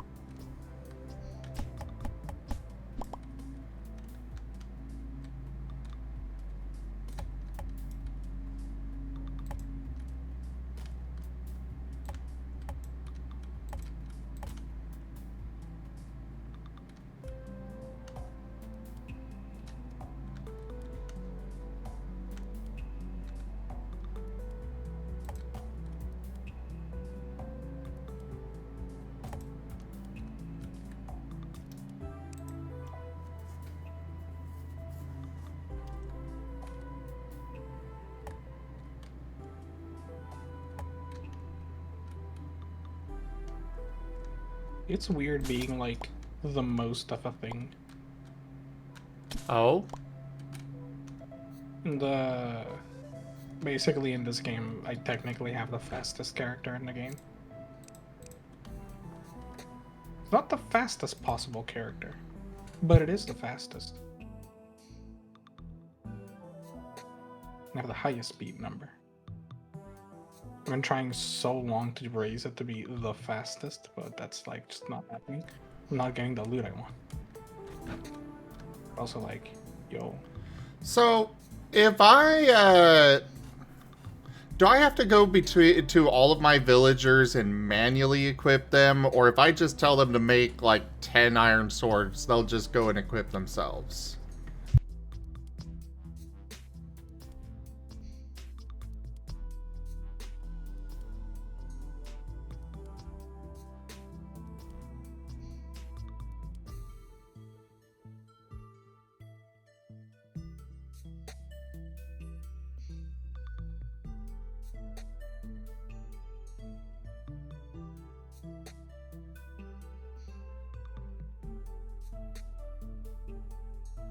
Okay, cool.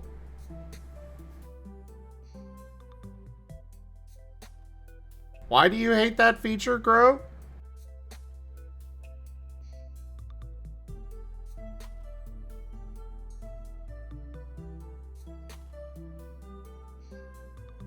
I mean, I kind of get it actually.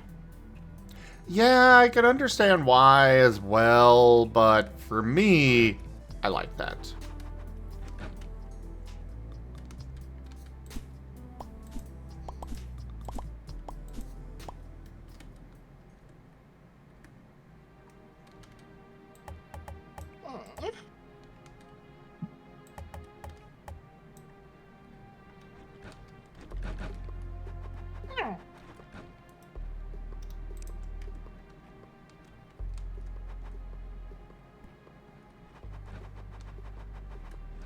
The human body is cringe.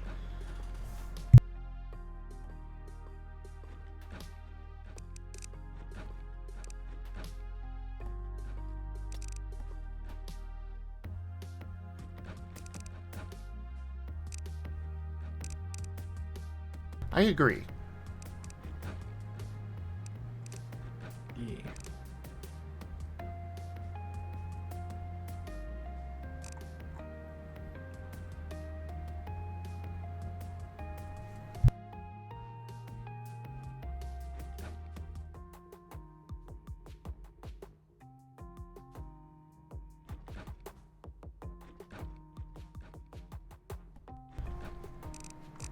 Yeah, I personally don't care if they use the stuff that I give them, or that I put in there, because, well, I'm not using it.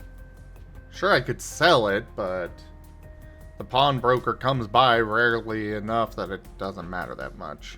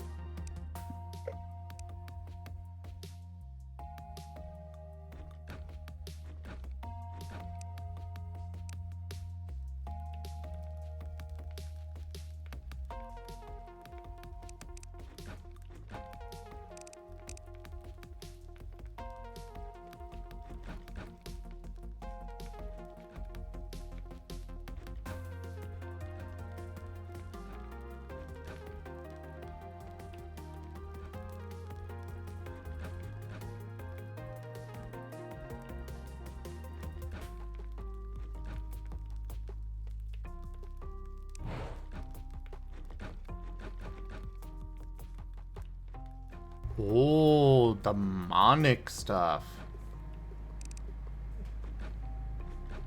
Just be careful not to summon Doom Guy. Touché.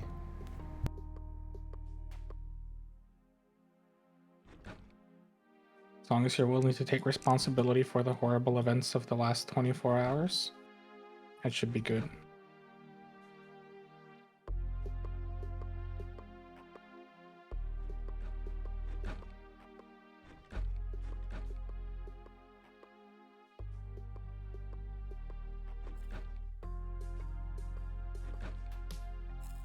But I still really like the Doom 2016.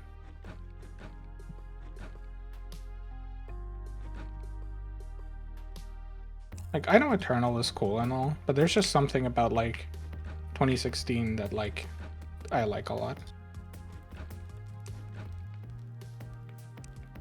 Sure what in particular, but I do like it.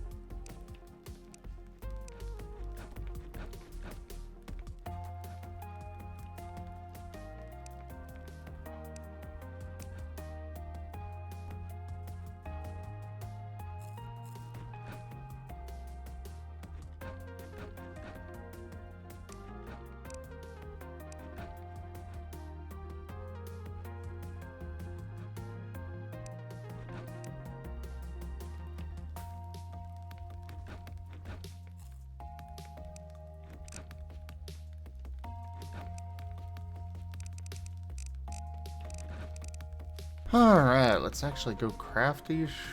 Oh. We're apparently already out of iron.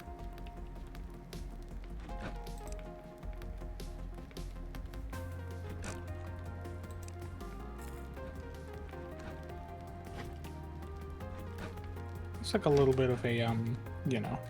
Candy! You have a mining trip to do. Go get iron ore.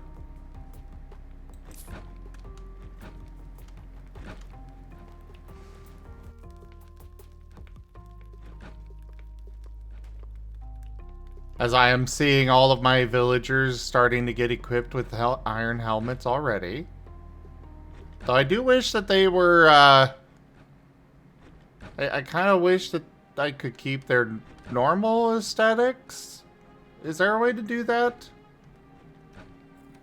Because I kind of prefer to, you know, have them all look unique instead of just a bunch of people walking around in armor.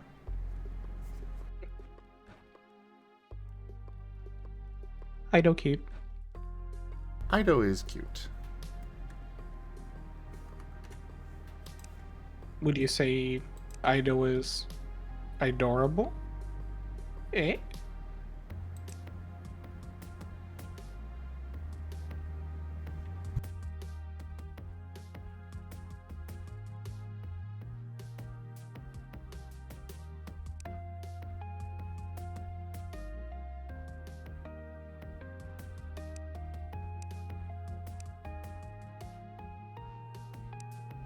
Not even dignifying it with a response. Sorry. A little focused here. What'd you say? I'm just joking that would you say Ido is adorable? Yes. Yay. Poggies. It's the first time you've agreed with a mild pun. That sounds dangerous. Are you okay? Are you feeling alright? Me? Yeah. I've got a small migraine that I'm kind of ignoring. I was mostly joking, but I'm sorry to hear. Hug.